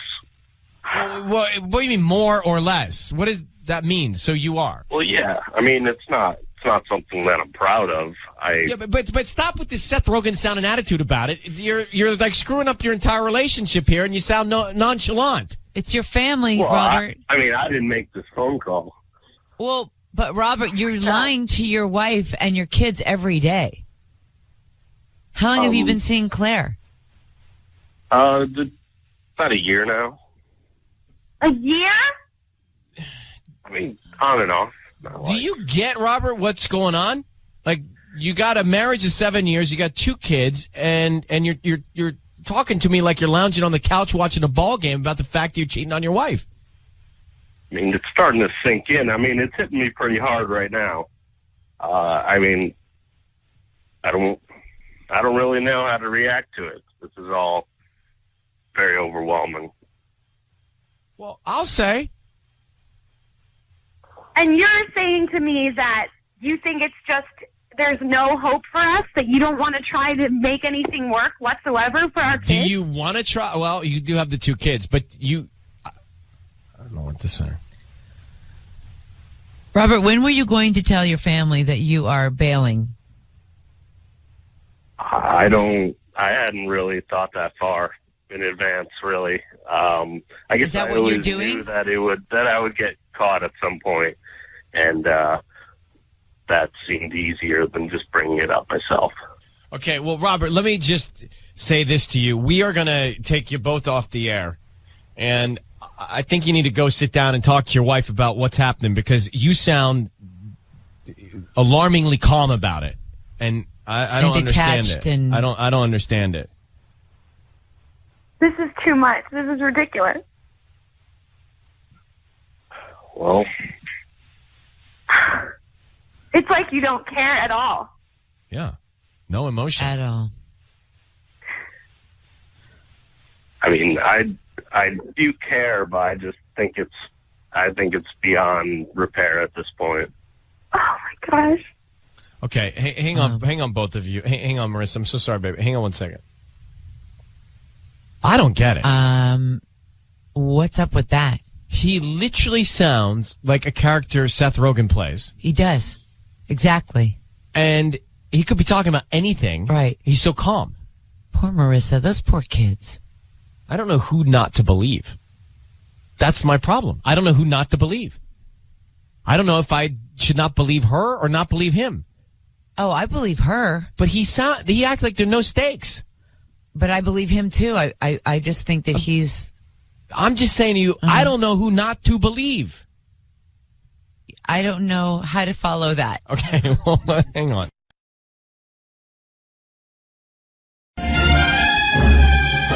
It's time for Ryan's Roses. If you think something's going on in your relationship and you can't get to the bottom of it, then you can reach out to us and we'll see if we can help. Christine is on in West Covina. So, Christine, there was a Halloween party and your husband disappeared for a little while. How long was he gone? Well, he was gone kind of a while. I mean, I'm kind of concerned. He was gone about 2 hours, and it was a big party. We were all dressed up, and we were having a great time, and I could not find him. I mean, I looked everywhere. I just could not find him. I tried texting him. I tried calling him, and he said I talked to him, and he said that, he'd driven a friend home, and he said he wasn't drunk and he was okay to drive, but, I don't know. I got a lot of things that are bothering me. One is that, he claims that when we were about to leave that he was going to want to take an Uber home because he was too drunk. But then when we went to go find our car, it was in the same spot. And on top of all this, he drove our friend Stephanie home, which is, I don't know, that's a concern in itself. So the whole thing bothers me, Yeah, but is this an isolated incident? Have there been other signs? Yeah, he does drink a lot. I'm kind of concerned because every time after, he comes home from work and stuff, I see him crack open a beer and then another one. And then yesterday, he was really, really drunk. I mean, not just regular drunk. I mean, just totally drunk. And he claims, after I drove her home, I was drunk. But no, I don't buy it. I'm not buying any of this. Well, it sounds like you are on a mission here. Let me put you on hold and we'll get to the call in a second, okay? Okay. Christine is on the phone, and she thinks something's going on with her husband. He apparently disappeared for a little while from a Halloween party and drove their friend Stephanie home. You sound like you're just very concerned. He cracks open a few too many beers, and you're worried about it. So, Christine, here's what we want to do. We want to call him, see what's going on, see who sends the roses to. So I need you to say, Ryan, you've my permission to call, and then whatever his name is on Kiss FM. Go ahead. Ryan, you have my permission to call. Okay. Patty's going to fill in for Sissany, who is out sick today. We're going to call him and offer him some roses. And Christine, we want to find out who he sends them to. He sends them to you, or he sends them to Stephanie, or somebody else.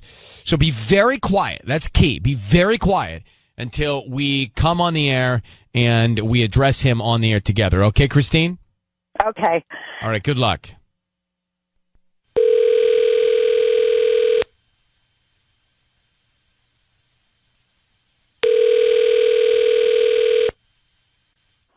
Hello.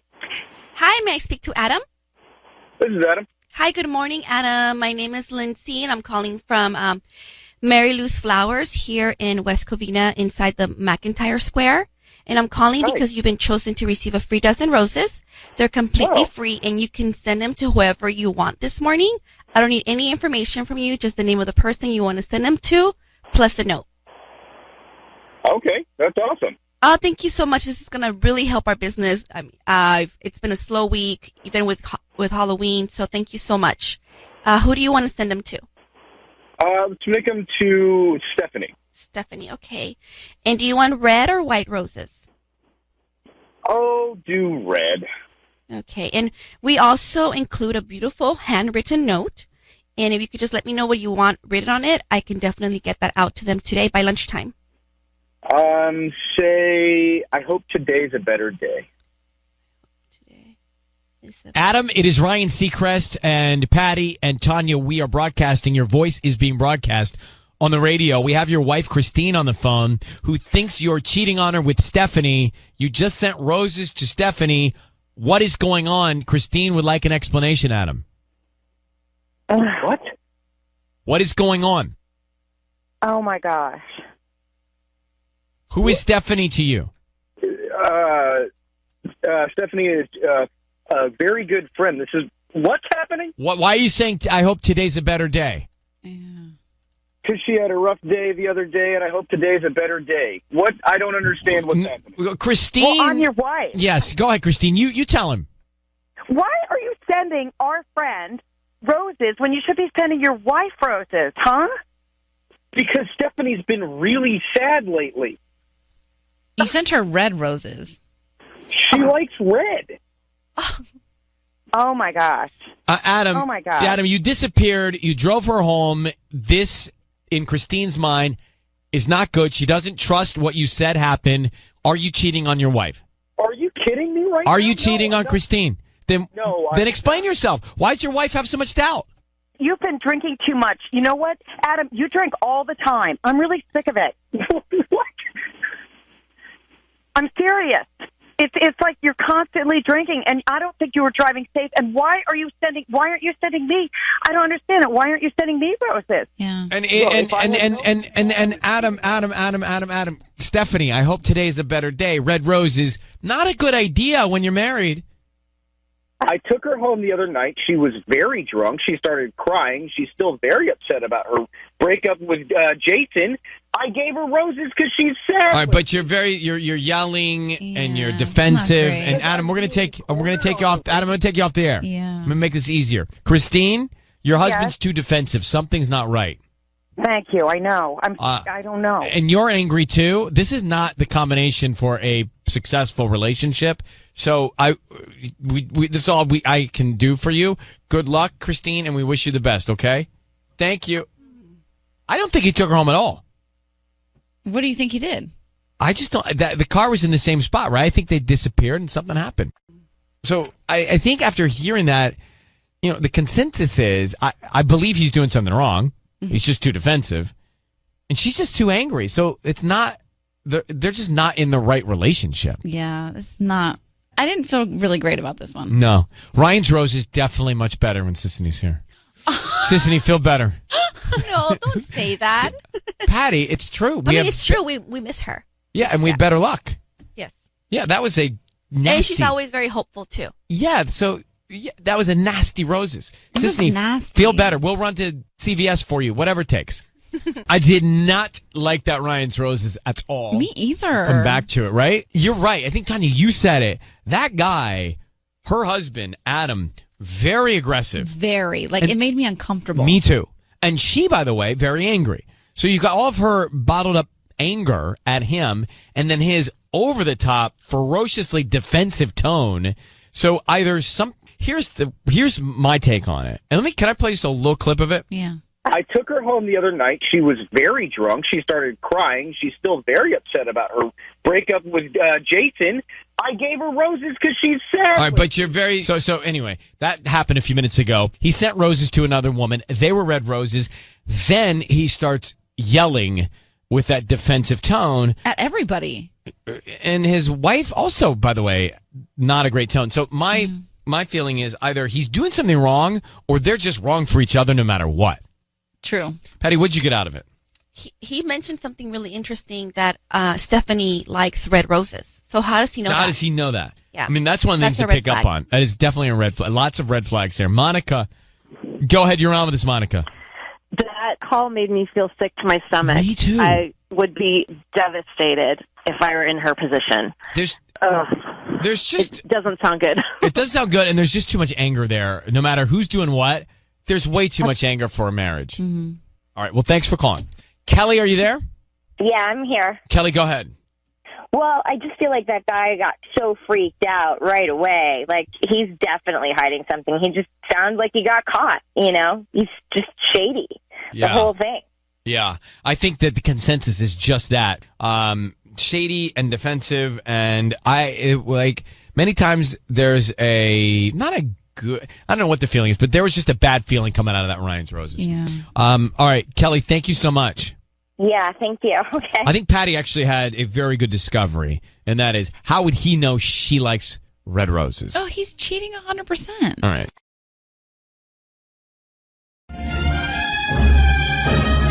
It's time for Ryan's Roses. Here we go. I didn't give you much on the air because I wanted to do it all at once and focus. There is a story that we got. It says, Dear Ryan and Ellen, a few weeks ago, my husband went to a company meeting. He left with his coworker, a dude, and did not come back till about 10:45 p.m. But this time, a female coworker dropped him off, and I saw the car parked down the block for a little while before they eventually pulled up and got out. Oh. So the car with the woman in it dropping him off was parked. A block away. What was going on in the Or car? down the street. Oh. I pretended to be asleep when he walked in. Everyone's done that. I've done that. Pretending? And then what? It just sometimes it takes you guys so long in the bathroom. Like, we're pretending to be asleep. Like, really? You're still washing your face? Hurry. At least with us, you don't have to pretend for too long. Like, we just, slip in. Yeah. As if you can't hear us. Right. Or feel us pull the sheets and Well, the the pillows. pretending is mutual. I pretended to be asleep when he walked in. And the next morning, I asked him about the event, and he never mentioned the female coworker dropping him off. Something is just not right. It's from Veronica. She's in Simi Valley. Veronica, I hate that you're going through this. Yeah. So you saw the car. Could you see anything going on inside the car? Not really. I mean, I think they were just talking because it was, a couple houses up the street. I could just see because it's a dark street, so I saw the light. So it seemed like they were just talking when the car door opened and he got out. It's not like I saw them kiss. But what if they're working on a project together or an account together and they needed to finish the conversation, didn't want to pull up and disturb you because you were sleeping, it would make noise. It's possible. Right. And that's why I didn't want to jump to conclusions. So that's why, the next morning, I was just asking him questions. I was just saying, did Matt get a little too drunk to drive you home? Or, What did he say to that? Time? He's like, no, and just kind of changed the subject. Never once mentioned her. Never once mentioned they got dropped off by someone else. I don't know. It makes me uncomfortable that he's lying. What happened to Matt? We don't know what happened to Matt. Matt picked him up and then Matt didn't drop him off. So what happened to Matt? Exactly. Yeah, and that's why I specifically asked about Matt, and he didn't have any information to offer up. He just acted as though Matt did drop him off. Do you know Matt well? Can you ask Matt? I don't want to. You don't want to. Yeah, that's true. That'd be awkward and weird. Yeah, I don't want to bring his work people into it. Okay. Well, but he's bringing them into it. Well, he is, but I don't want to do it before I really know what's happening. Veronica, how long have you been married to him? For 10 years. And you have kids? Yes, 2, 8 and 6. All right, I'm going to bring Patty in. She's going to offer him some roses. She's going to offer him some categories of cards. Then we're going to find out which category he chooses and what he puts on the card. And we want to get all that information to find it. Do you know what the coworker's name was that was in the car? No, I don't. Would have been handy. Okay, don't worry. Let me put you on hold. Okay. And then we'll get to this in a second, all right? It's part 2 of Ryan's Roses. Patty's in the studio. Patty, do you come up with the categories that are good? What are the categories of the card that we're I going to have use? 4 bouquet themes. I have I love you, thinking of you, congratulations, and get well soon. It's good. I like it. I think it covers everything. And then we need detail every time. So it's category and then it's some detail. Yeah. So they can put something specific on the category. Okay, this is a new layer to the Ryan's Roses that we just started. Veronica's on the phone. This is interesting. If you just got to us, let me give you a quick lay of the land, and then we're going to call her husband of 10 years, 2 kids, 8 and 6. So her husband goes to this company thing, Matt. Okay, Matt is a coworker of her husband's. Matt picks her husband up. Yeah. They go. They go to this event. It's at night, so we're assuming there was a cocktail opportunity. Later that night, about 10:45, there's a car parked a block away. Her husband's in the car. It's not Matt's car. It's a female coworker of his. She sees it. She spots it. They then pull in. Her husband gets out of the car, driven by a female coworker, and she pretends like she's asleep. She asks him about the next day, and he tries to change the subject a lot. Yeah. That's kind of where we are. So, Veronica, I need you to say, Ryan, you have my permission to call, and then whatever his name is, on Kiss FM. Okay, Ryan, you have permission to call on Kiss FM. Okay, we're going to call him. Patty's going to offer him the flowers. We want to find out who he sends them to. Obviously, you're Veronica. You don't know the coworker's name, so we'll see if we can find out, all right? Okay, great. Okay, good luck. Thank you.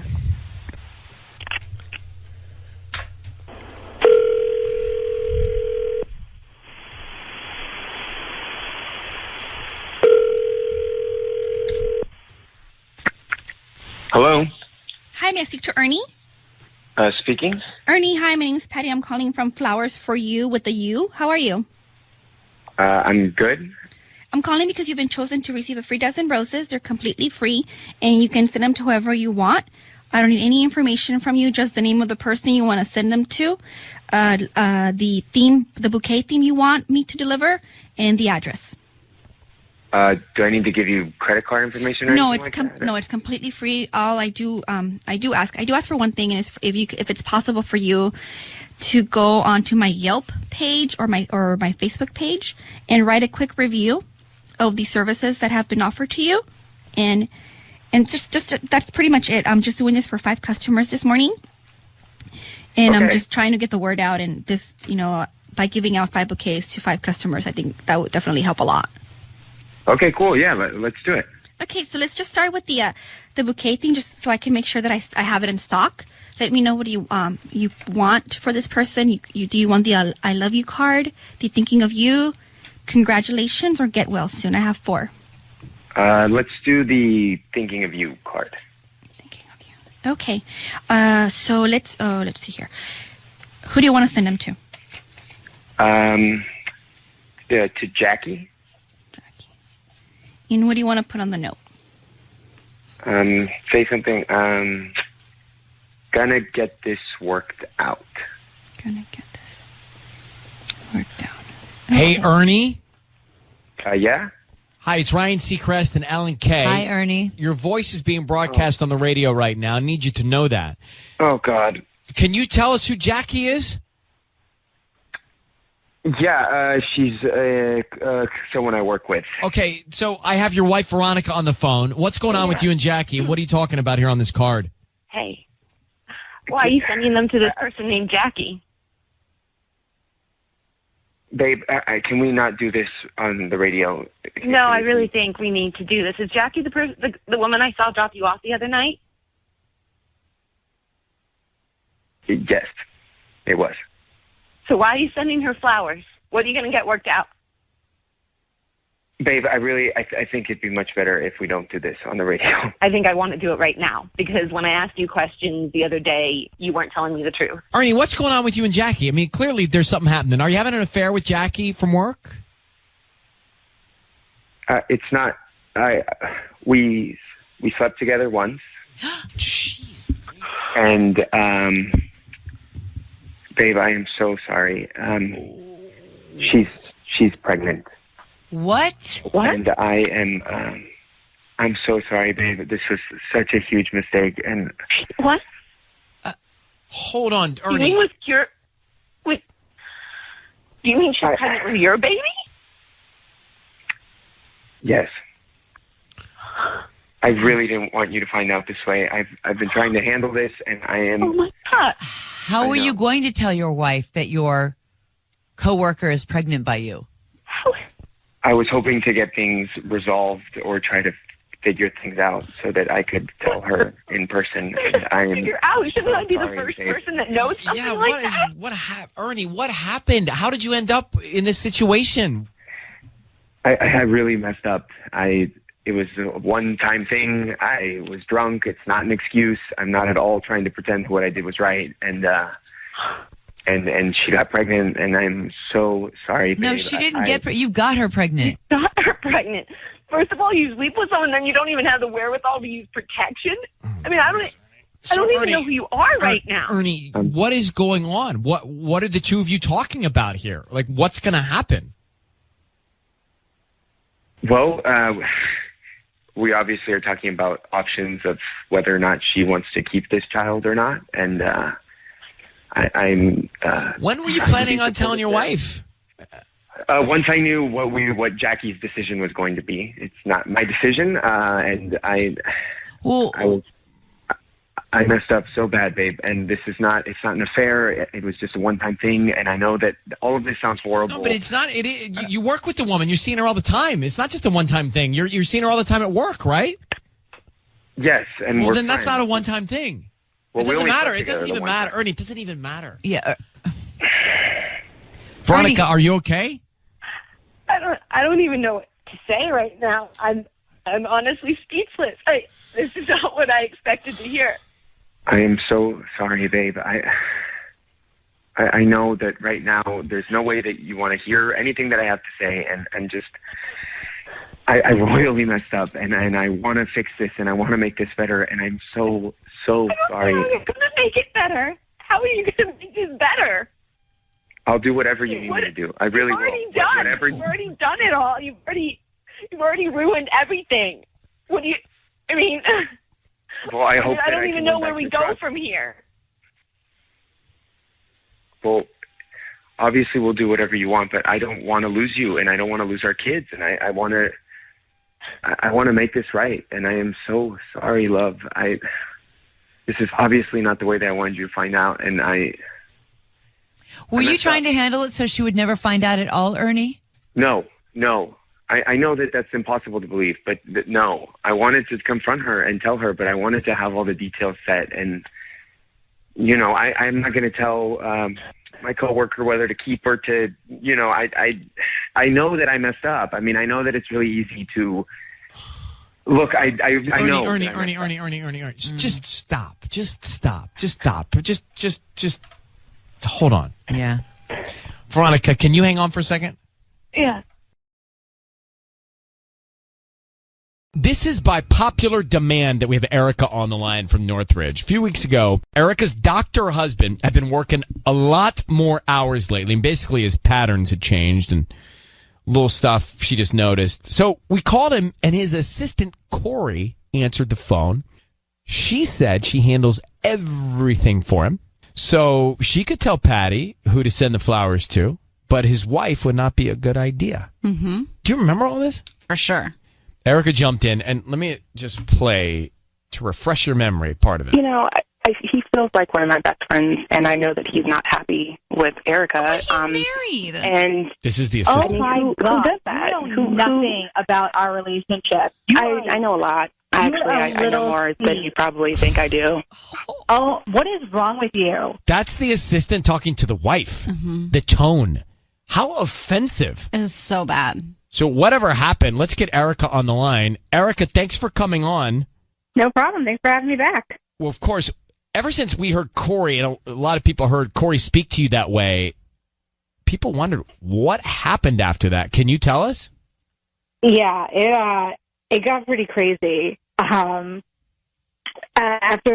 we had that obviously sat on the radio, and then me and my husband talked. We found out that she was crazy.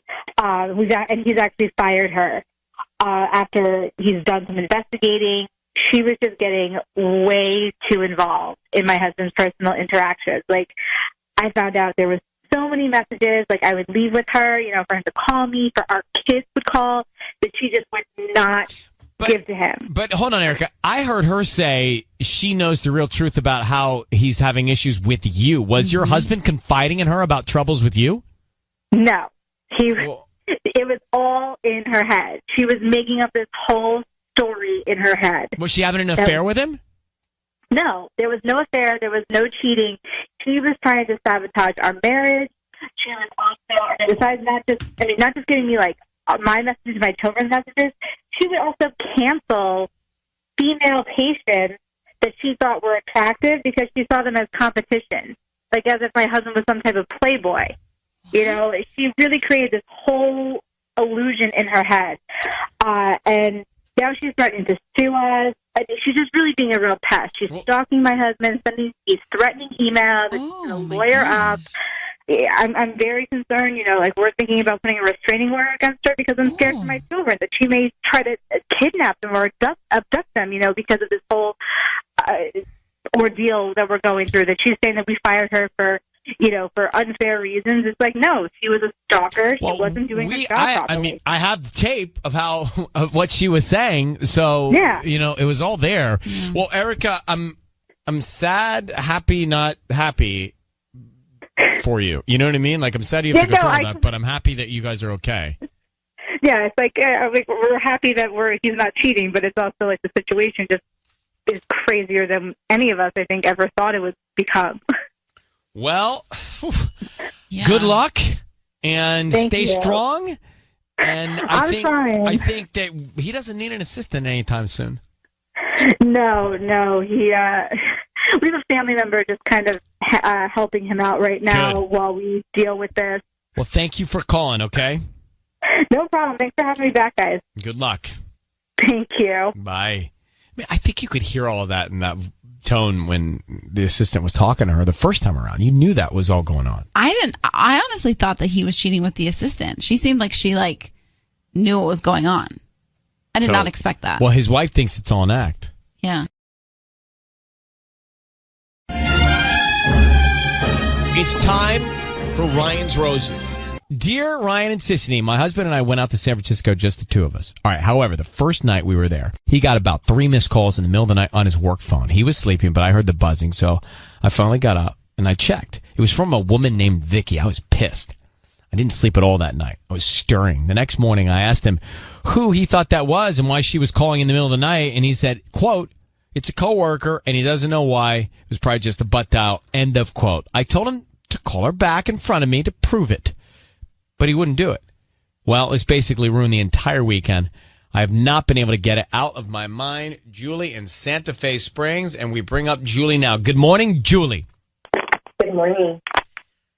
I can understand why you'd be stirring about this. I find it interesting that he wouldn't call her back in front of you. And that seems to be the most curious part here, doesn't it?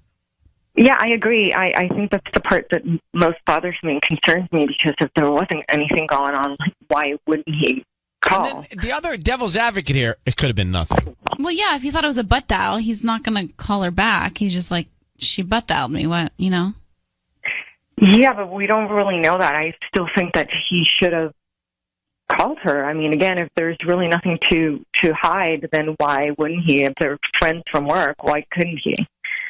All right. How long have you been married?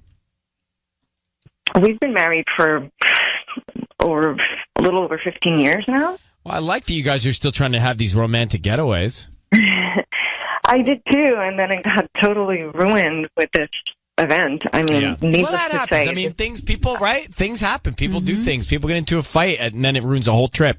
How many times have you been looking forward to a vacation or a trip, and then all of a sudden something dumb happens, and then you ruin half the trip? It's just part of life. Hold on one second. We hadn't done one of these in a while, too, so this was the first one we had done in a while. Right. Now our kids are a little bigger.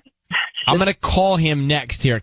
Julie's on the line. It's time for Ryan's Roses, and she's been married 15 years. Her husband, she go on this romantic weekend to get away to San Francisco, and his phone keeps ringing in the middle of the night, and it's Vicky on his work phone, Vicky. Mm-hmm. And he says, nothing, it's just a butt dial. Don't worry about it. She's like, okay, call Vicky back and prove it to me.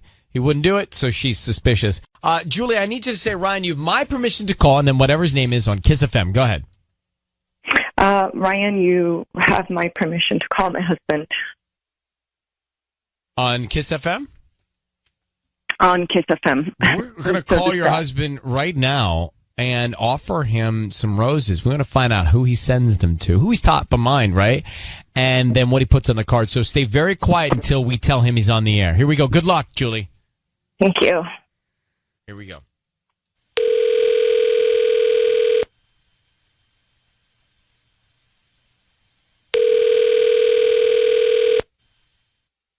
Hello, this is Jay. Who's this?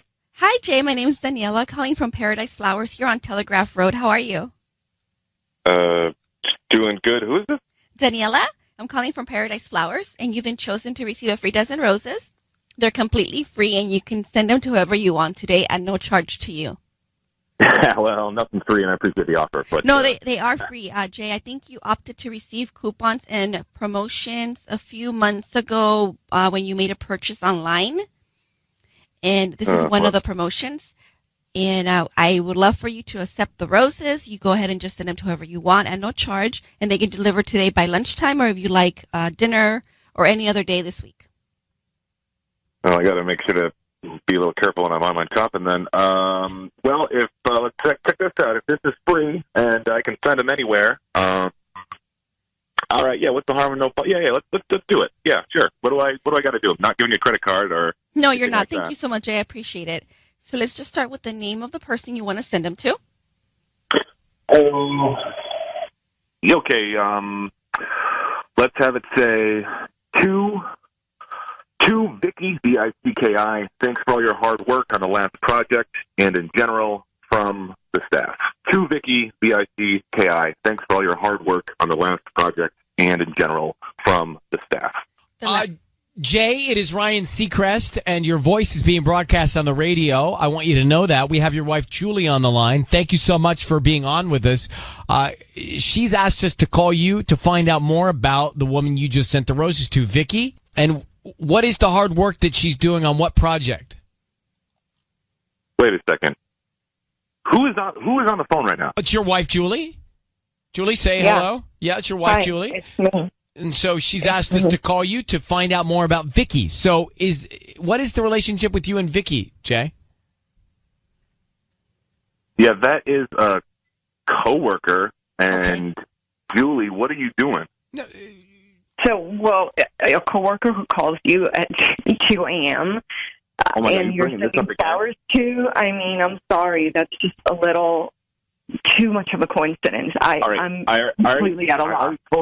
I already told you there was nothing going on. Whatever that phone call was, I'm sure it was late at night and she was drunk in an Uber or something. I don't know why the heck I got a late night call. Why is she calling you when she's drunk in an Uber? That is the right question, Julie, to ask after that response, Jay. Why is she calling you in the middle of the night? Even worse. Exactly, Ryan. Thank you. Thank you. If she was drunk, why is she calling you? Like, you're just making it worse.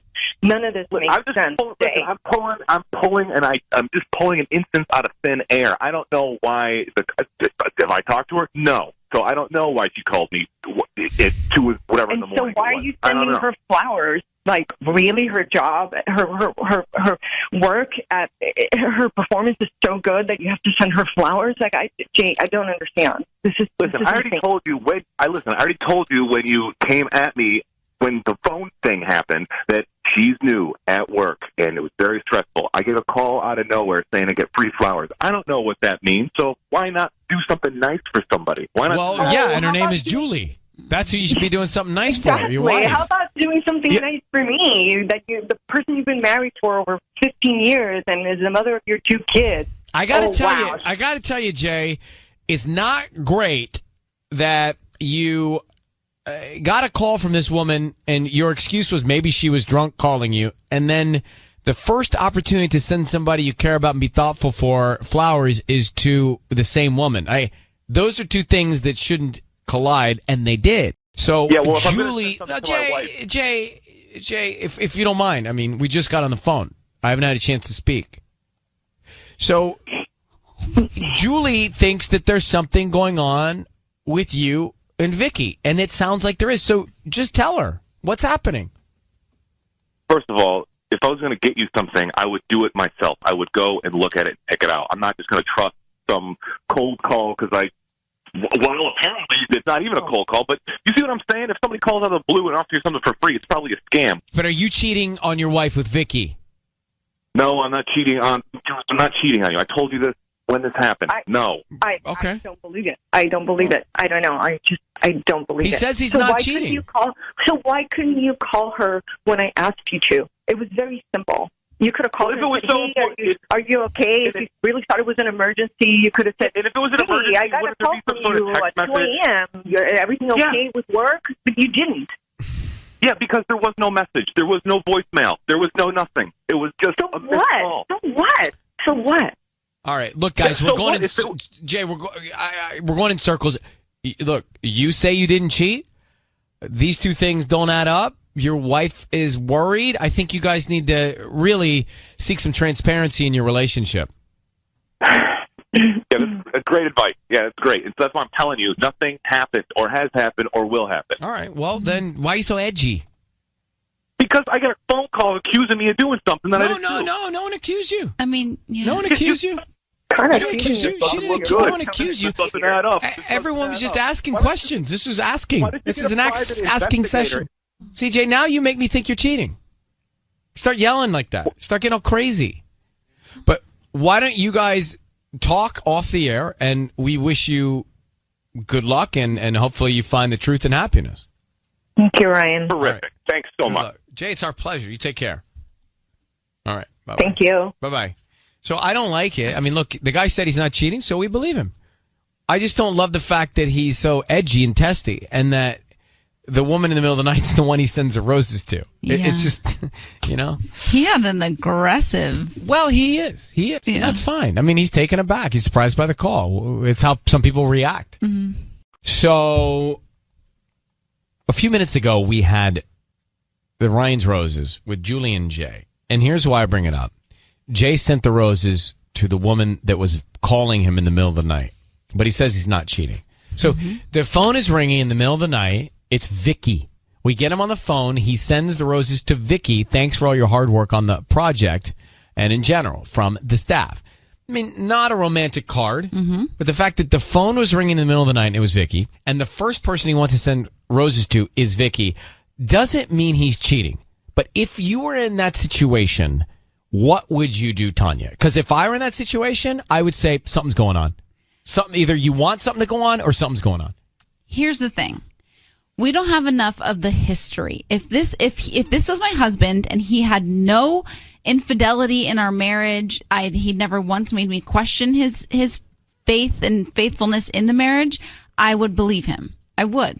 Because I think that we oftentimes go to the dark place when we don't have to. Okay. So she called him in the middle of the night, and his excuse was maybe she was just drunk. Problem. Right. And then the first person that comes to mind to send roses to is Vicky. And if it were your husband, you'd give him the benefit of the doubt. I would. Good. Patty. I think Julie's making the mistake of asking for Vicky. She's asking the universe for Vicky. So How do you mean? This happened in San Francisco. Vicky was probably calling for whatever reason, maybe a dial or something for work in the middle of the night. But because she's thinking about Vicky, He started thinking about Vicky. because she is thinking about Vicky. She's she- putting it out in the universe. So and when he's we call he's him, receiving it. he's asked. So she got Vicky when we I call believe in that. Jay, I believe in that. and we're asking him who he wants to send the flowers to. He I believe sends in them to Vicky. I believe in that. It's actually a very likely scenario. I also think that if it were me, I would say either something's going on or you want it to be going on. And that's why this has come to a head. And that's the reason you sent the flowers to Vicky. Oh, and by the way, you and Vicky? Really? Didn't see that coming. I'd say to her. You really played this one out in your head. Well, I think sometimes you got to put yourself in people's shoes. Mm-hmm. What kind of shoes do you think she was wearing? Who? Vicky? Yes. Julie? Or Shayna? Julie. Okay. I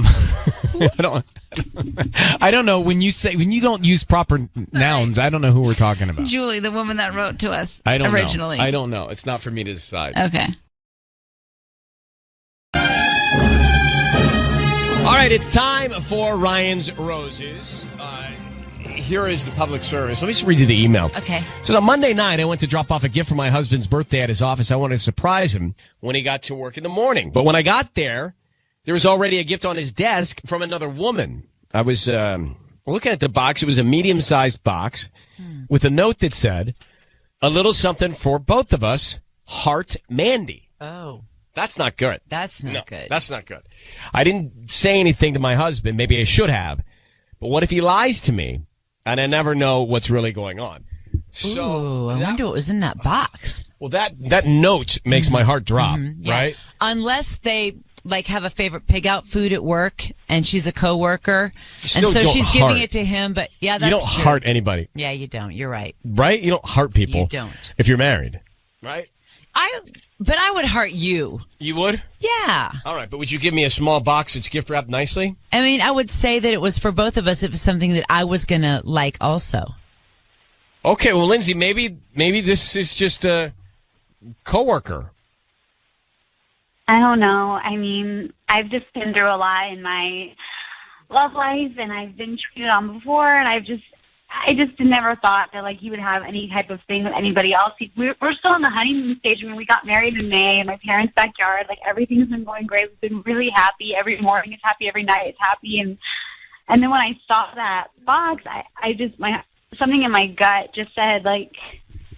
And you haven't addressed it with him at all? No, I didn't even drop off the gift I had planned for him. My heart sunk. I mean, I've been here before, you know, I know it. You know, you can just feel it. You can feel it. What do you mean you've been here before? You've been hurt before? You've been cheated on? Yes, by people in the past, and I just know it. You know, you just know it in your gut. You can feel it when something just shatters your whole world. You're like, okay, then this is it. Yeah. You know, Is there a woman named Mandy that works with him? Yeah, she's I don't. I've never really talked. I don't know. I'm not sure. But I was like, what is this? Like, he's never talked about her before to me. You know, when we went to dinner on his birthday on Tuesday night, and I was like, how's work? You know, and he was like, everything's great. He was completely normal. So I feel crazy bringing it up to him because I don't want him to think I'm insecure or jealous. But I haven't been. I haven't been with him. But now I am, and I can't stop thinking about it. And that's the worst feeling. All right. I feel like the panic she's felt before in her past relationships is all balled up into this like horrible nervous feeling, and she's making it worse for herself. Right. She's so anxious. Lindsay, what color was the box? It was red and pink. What size was it? It was, you know... Shirt box, square box, candy box? Square box. So it wasn't candy because I shook it, and it didn't sound Was it light like a garment? My head went straight to that. Yeah. Oh. All right. I couldn't tell it without unwrapping it, and then I just panicked, and I didn't want to be opening stuff, and I just left, and I left with my gift, and I just gave it to him when we got home, and I just something feels. Why did she put a heart? You know, What is that about? Yeah, she said heart, Mandy. Heart, okay. Mandy. What is? I need you to say, Ryan, you have my permission to call, and then whatever his name is on Kiss FM. Ryan, you have my permission to call. On Kiss FM. On Kiss FM. Okay, we're going to bring Patty in here. And Patty's going to offer him some roses. We want to see if he sends them to you or Mandy's, the other woman's name, or anybody else, right? I mean, let's see who's top of mind. Wow. And, of course, what he writes on the card, all right? Okay. Okay. Good luck. Thanks.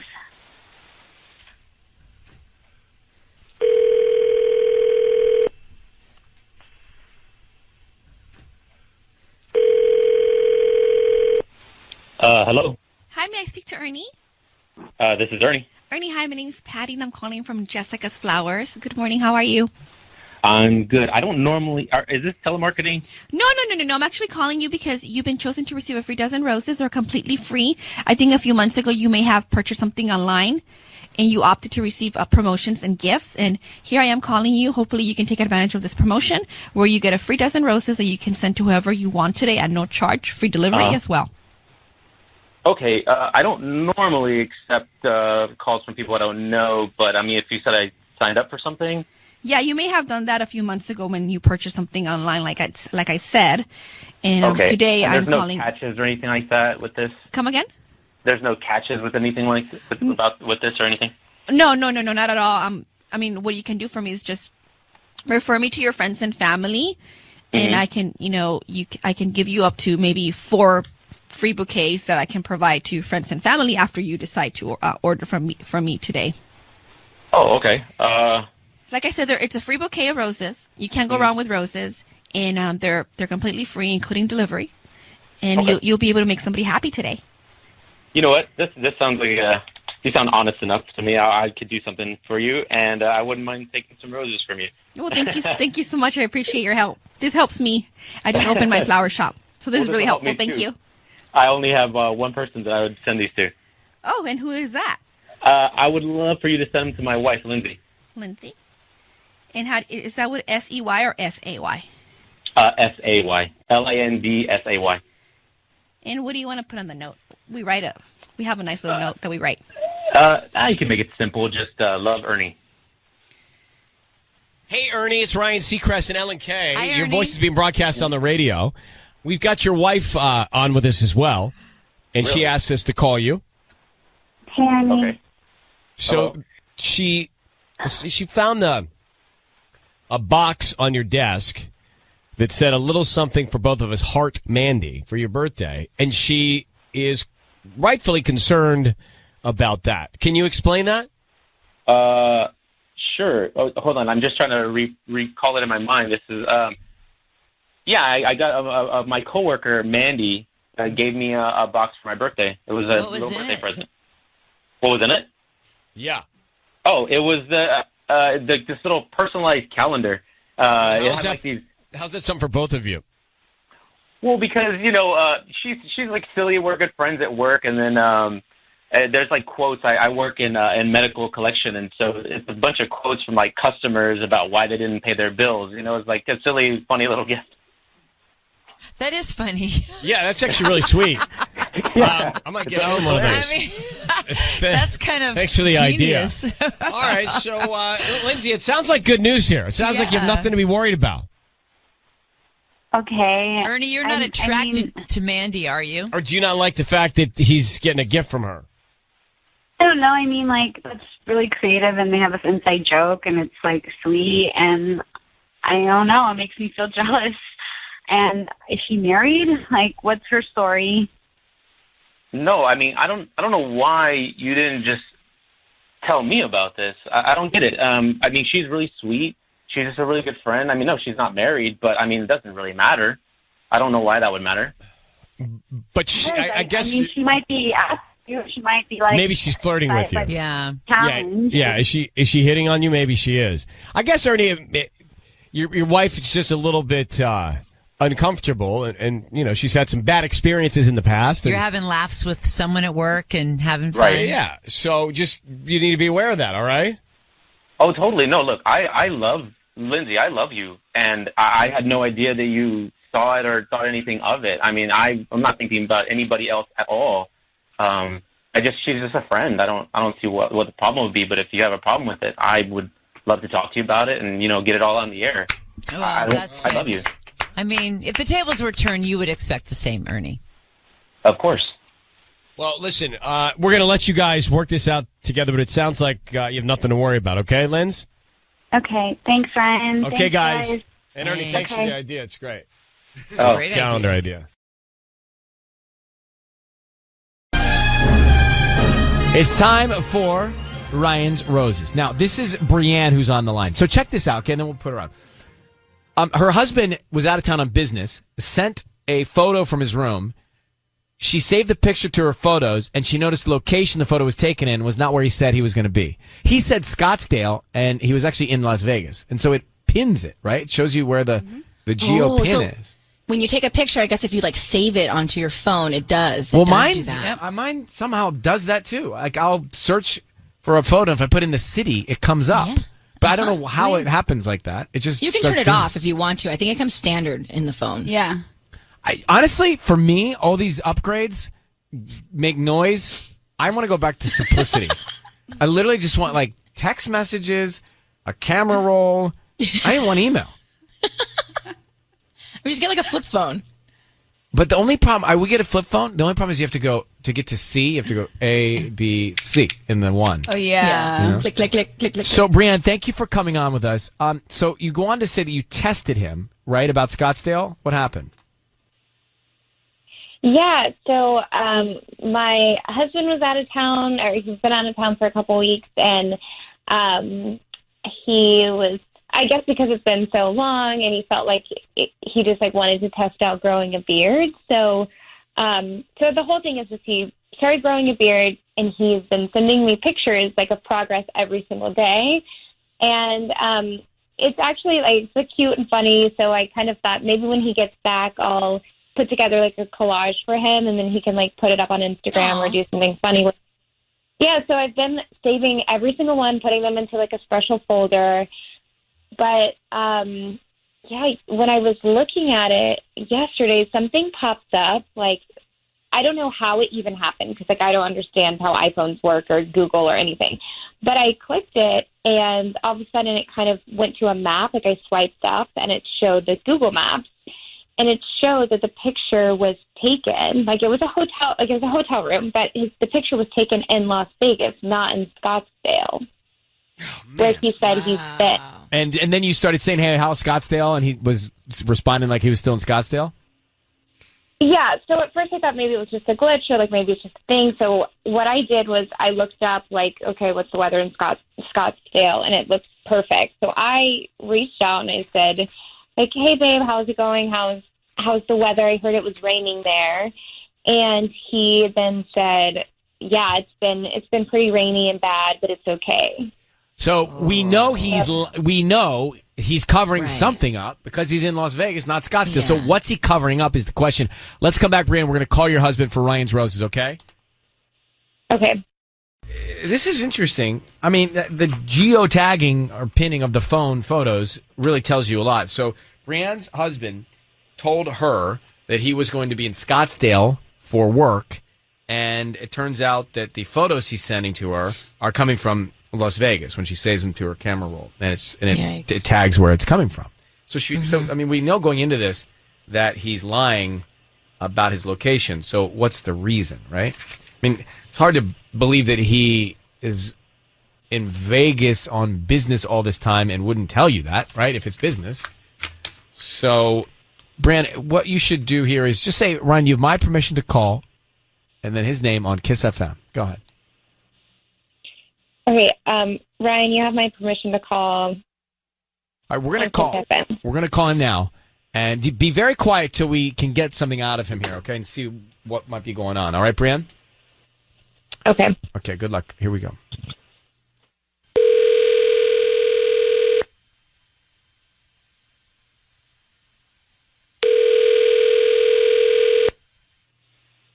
Hello? Hi, can I speak to Austin, please? This is Austin. Hi, Austin. My name is Wendy. I'm calling from Blooms for You. We're actually a new flower shop in the area, and I'm trying to promote my business. So I was wondering, since you're a local resident, if you'd be interested in sending flowers to anybody that you'd like. They're absolutely free. I would love to send flowers. That's such a great idea.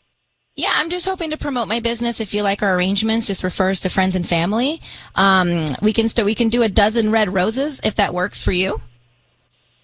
Absolutely. Okay. What's the name of the person you want to send them to? I'm going to send them to Genevieve. Genevieve. Okay. And what would you like to put on the card? Something simple, just, missing you. Missing you. I'm assuming this is a romantic gesture. So should I, we have like romantic cards that have hearts and stuff on them. Would you prefer that? Oh, yes, please. Hearts, the whole thing. Austin, your voice is being broadcast on the radio. I have your wife, Brianne, on the line. Who's Genevieve? What the? Oh my God! What the hell? I'm like shaking right now. Genevieve? I haven't even heard about her in 5 years. This is Brian. Some girl he used to work with, like some girl he used to like do text messages with sometimes. Like literally we had like a thing about her, and he's never said anything about her like in the last 5 years. Like what the hell, Austin? Austin, are you there? Yes, I'm here. We know you were in Las Vegas. You just sent romantic flowers to Genevieve. Just tell us what's going on. Nope, I was in Scottsdale with work. All right, well, then why did you send roses to Genevieve right now? Romantic roses. Explain that. I think you misheard me. Austin, you're full of. I know when you're lying. We've been married long enough at this point. When I know when you're lying, you're stuttering. Yeah, so like, don't be. You have to just like have to like say it right now. What you've been doing. Okay, Brie. Let's just. Hey, why don't we get off the radio? Let's talk about this. Everything is fine. Okay, everything is not fine at this point. Like, you've got to just put it out there because now I'm like, I may never speak to you after this So this is, oh my God, I knew it. I had a feeling in my gut. Like, I knew it. So just be honest.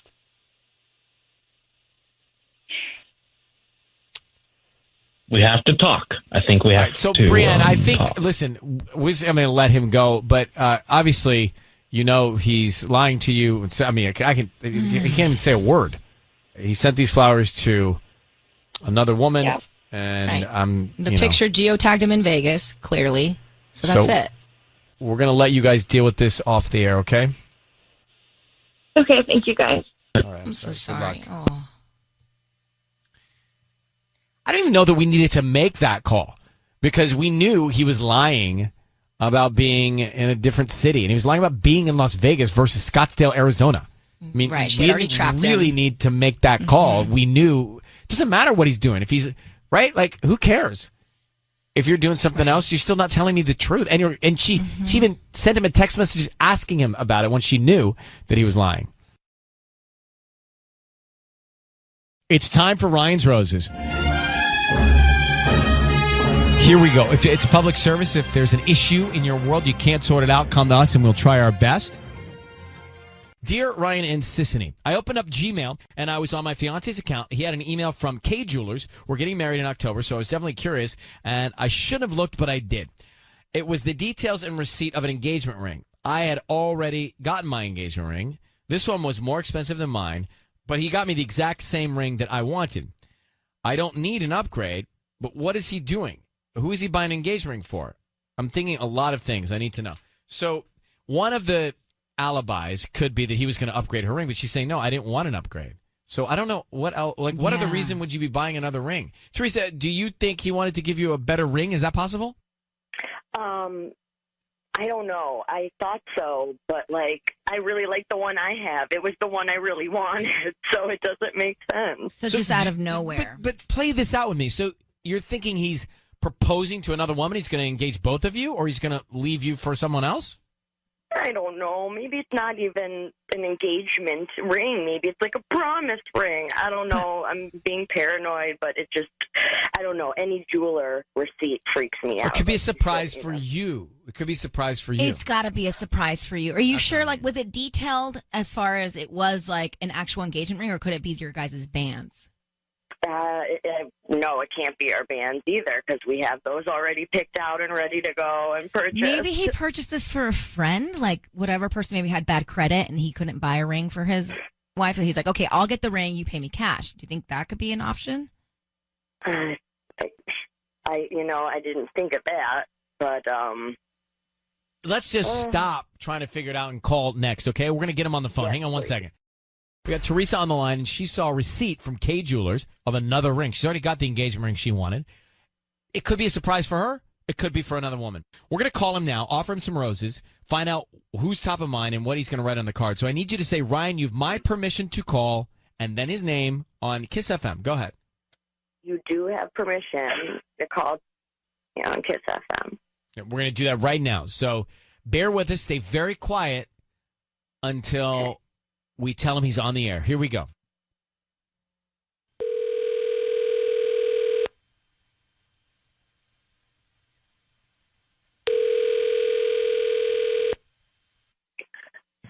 Hello. Hi, I'm looking for Jeremy. Speaking. Hi, Jeremy. My name is Vicky. I'm calling from Ventura Blooms. How you doing this morning? Doing pretty well, thank you. So I'm a new flower shop here in Sherman Oaks, actually, and I'm calling because each week we give out a dozen red roses for free, and you have been selected today to either receive those roses or send them to anybody that you'd like. Is that something that you'd be interested in? Actually, yeah, that actually would help me out quite a bit. Okay, cool. Great. They're absolutely free. Like I said, I don't need any credit card info or anything like that. Just the name of the person you want to send the roses to. Okay, so the name of the person is Paulina, but I really need them sent to me personally. Paulina. Okay, but do you want me to write the note to Paulina? We can do that. We can start there. Yeah, that's fine. Okay, so what would you like to put on the card? Let's see. Hey, Paulina. Love you so much and cannot wait to see what happens from here on out. Love you so much and cannot wait to see what happens. So, from here Jeremy, it's Ryan Seacrest. Your voice is being broadcast on the radio. We have your fiance, Teresa, on the phone with us. Jeremy, I'm going to tell you why we're calling you. She saw a receipt where you bought another ring at K Jewelers, a more expensive ring. What is that ring for? Oh, my God. Like, oh, my goodness. Okay. All right, listen. I know, like, you know, we've been together for, 3 great years, and, we're getting ready for this, this wedding coming up in October. Honey, I gotta be honest, like, I know this is gonna look and sound kind of weird, but I promise you, this ring buying this ring is not how it looks. Okay. Okay, just bear with me here. I really wish I, wouldn't be telling you this over the radio, but I think you deserve to know. I'm actually trying to help out Dan, my sister's boyfriend, propose to her. He's not really like the most romantic guy, and he saw how great our relationship was going, our engagement, and he came to me, a little while ago and was like, "Hey, buddy, I could use a hand here." He thought that a romantic date was like going to Home Depot and like, shopping for lamps. not the brightest tool, not the brightest tool in the shed. So I helped him like buy a ring so that this wouldn't be, suspicious. And when I got this call about flowers, I thought, hey man, what a great cherry on this Sunday. But I promise you, like, we're good. We're solid. So, Jeremy, you bought the ring for Dan so Dan could use it to propose. Yeah, absolutely. All right. Teresa, do you believe that? I guess. I didn't even think of that. But yeah, I mean, Dan is a pretty, idiot when it comes to like relationship stuff. So it's possible that Jeremy helped him. So I'm so sorry I didn't think this through. So Well, we're yeah, good. You could have told me. Like, I would have helped too. So Well, it sounds like we're A good. really nice surprise for everyone. Uh-huh. All right. Well, Teresa, Oh, there's your answer if you believe him. And Jeremy, good luck with Dan and his operation. Fingers crossed. All right. Thanks, guys. Thanks. Let's get to this Ryan's Roses for a second. Teresa was worried that her husband, Jeremy, had bought another ring or engagement ring for another woman because she saw the receipt. She's found all this information, right? Mm-hmm. The ring was more expensive than her engagement ring, so she was thinking there's another woman. We get him on the line, and he says, No. I bought this. My friend Dan, who is romantically inept, asked me to find the ring and buy it so he then could propose to Dan's girlfriend, like Jeremy did Teresa. Teresa seemed to believe that was the situation, that was the case. That's the only scenario that you could really think of. Why would a guy want to buy another engagement ring? It'd be crazy for him to be engaged with another woman. Well, of course it'd be crazy, but this is Ryan's Roses. Yeah, well. Brianna, go ahead. You're on with us. Hi. Yeah, this is just too much. I mean, I'm a great judge of character, and I can't believe a word that this man is saying. Like, But what a his liar. wife seemed to believe him. Well, I hope that she figures it out and she gets rid of him because he's stumbling over his words. Like, and why would he buy a more expensive ring for his friend? Like, it's crap. Okay, so you don't believe Jeremy. It seemed like Teresa, his wife, did believe Jeremy. Naomi, what do you think? Do you believe him or not? no, she needs to give that ring back so he can have two. I mean, it did sound very convenient for him to have this alibi, but it sounded also like his wife thought, okay, that's likely. Dan is that type of guy, and my my fiance is just trying to help him out. She didn't ask any questions. No, I do not believe him. Okay. Well, thanks for calling. Of course. I don't believe him either. Interesting. I don't believe him either. It was just like too perfect of an excuse. I actually thought of this being an excuse, but then when he actually said it, I was like, I don't know. When a friend needs help with an engagement, you give him a really awesome idea. You don't go buy the ring. No. And I didn't want to, honestly, I didn't want to say that to Teresa because I felt like she heard from her husband. She was like, okay, I accept that. I didn't really want to argue that to her. Right. I don't know. But it's his sister, so I think, Ryan, you have a sister. Let's say your sister's fiance came to you and said, "Look, I really want to surprise my sister. I don't want her to know anything." Or Want to surprise my sister? Yeah, I want to propose to her. To my sister? Yeah, Meredith. I know her name. And you're like, "Sure, I'll buy the ring and it'll come to me, to my address, so I can hold it until you're ready." Yeah, I would say that. I would believe me, but I don't believe him. I mean, I didn't hear his voice, but I didn't want to tell her that because she was like at peace for that in that moment. But it was weird that he sent the flowers to Paulina, though, to his sister, right? Like, that was weird. So maybe it's another Paulina. I don't know. I don't blame him, but my brain's too tired to figure it out right now.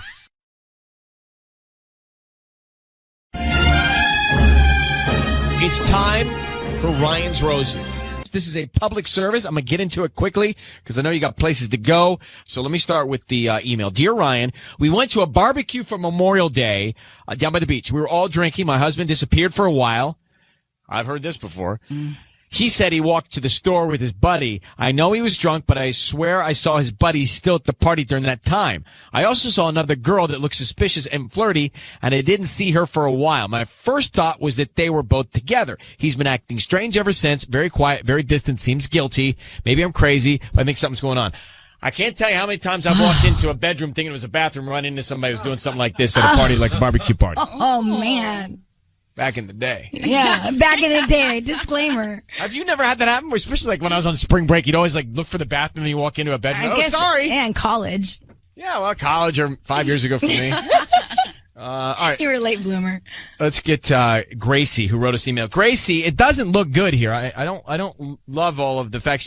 I think most interestingly, he said he left the house or the party, wherever it was, with a buddy, and you saw the buddy still there, right? Yeah, I did. And who was this girl that was flirting with him?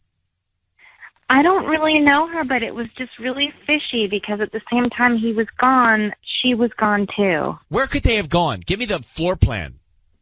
I don't know. We were at the beach, so really the possibilities are kind of endless. Did you ask him about it? I did, and he said he went to the store with his buddy, but the thing is, I mean, I know I was drunk and all, but I saw his buddy at the party the whole time. How long have you been married? We've been married 4 years. And do you have any kids? No. Okay. No. All right, Grace, hang on for 1 second. Okay. Let me ask you a question, Sissany. What do you think happened? I think that everybody was really drunk, and he did go to the store. I don't think that he cheated. You think that he went to the store, everybody just can't remember what really was going on? Yeah, and I think maybe she's mixing up the buddies, or like, if they were there with friends, it could have been anybody. Gracie, I need you to do me a favor. Could you say, Ryan, you have my permission to call, and then whatever his name is on Kiss FM? Okay. Go ahead. Ryan, you have my permission to call on Kiss FM. So here's what's going to happen. Sissany is going to be... My name is going to be Melody. Is that what you're looking at me for? Yeah. Oh, okay. That's what I was looking You at. just looked very creepy when you looked over here. Well, I was waiting for you to answer me. I'm like, Sissany is going to be... Melody. All right, so that's not a creepy look. That's a look of interest. Yeah. What do you think a creepy look is, by the way? That's not... Look at Tubbs. let's That's a focus. creepy look. That's creepy. I think that's very pleasant. No, well, you got your priorities mixed up. Come on, let's focus. So here's what we're going to do. She's going to call, and she's going to offer your husband some roses. We want to find out who he sends them to and then what he writes on the card, okay? Okay. Oh, Do boy. you know this other girl's name? I don't know her name. Okay, well, good luck. Here we go. Thank you.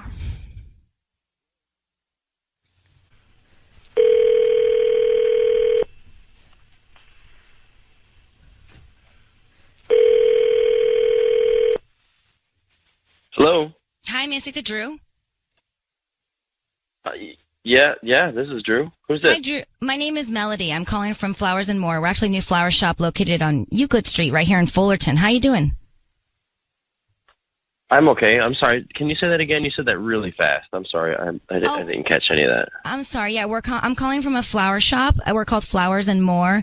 We're new to the area here in Fullerton. We're actually right on Euclid Street. And Okay, I'm calling sorry. because...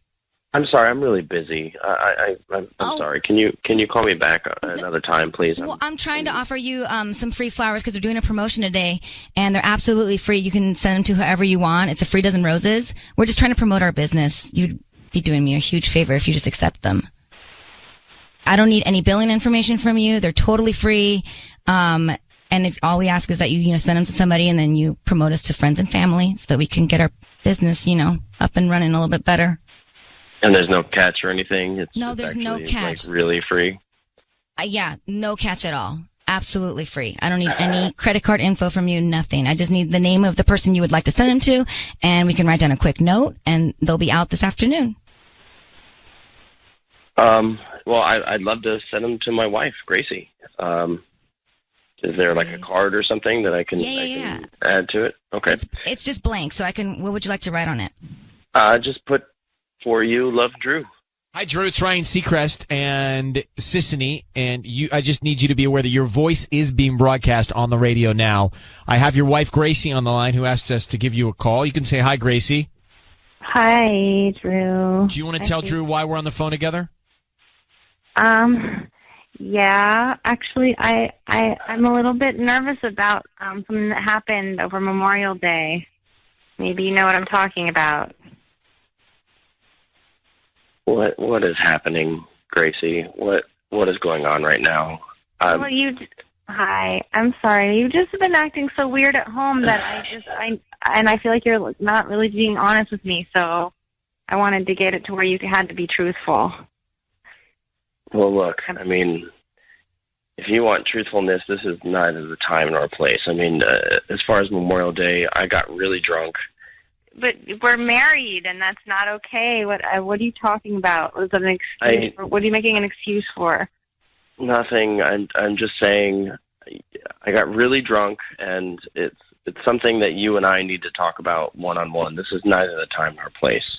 Yeah, maybe we do need to talk about it. But what are you trying to tell me exactly? Nothing, Gracie. I'm not doing this right now. This is. And I don't think we need to hear what you want to say. But did you stroll off with another woman at this party? Because she's concerned that you're cheating on her, Drew. Gracie, this is something we need to talk about in person, at home, not right now. So right did here. you do it? Are you blaming it on the booze and this happened? Or I'm not saying anything. We're not denying it. So that right. I want to know what happened. I need to know what happened, Drew. I need to know what happened. I'm freaking out here, and I need to know what happened now. You're not going to know right now because I'm not going to talk about this matter at this time. We need to talk about this, just you and I, at home. Do you feel guilt, Drew? Gracie, I am not going to talk about this. If you would like, we can talk about this one-on-one together at home. You better come home right now. Right now. Come home right now, Drew. Okay, I will. I can't believe though that I'm sitting here right now in this situation. Come home right now, Drew. Approach me one-on-one, and that it's come to this measure. I'm absolutely beside myself. Please. Oh my God. Oh my God. I knew it. I knew it. I have nothing to say. All right, Drew, why don't you pack up your bag and go home? I'm on my way. All right, goodbye, Drew. Gracie, I don't know what he's going to tell you, but I don't feel like it's going to be great. No, it sounds bad. All right, well, good luck with this conversation. And, if you need us, we're here. If you want to call back tomorrow, we're here, okay? Thank you. Okay, good luck, sweetheart. Thanks. Bye. So what, he's gonna tell her he did it? I mean, he didn't deny anything that you were saying. No, he didn't deny it at all. None I know. of it. Is there any other twist to this? Could he just say he drinks too much? That's not an excuse. No, I'm saying maybe he didn't do something with her, but maybe he's just going to say, I just get too carried away at these parties. I know. Or maybe he's going to say, I did walk off with her, but nothing happened. I just get carried away. I hope that's as bad as it gets.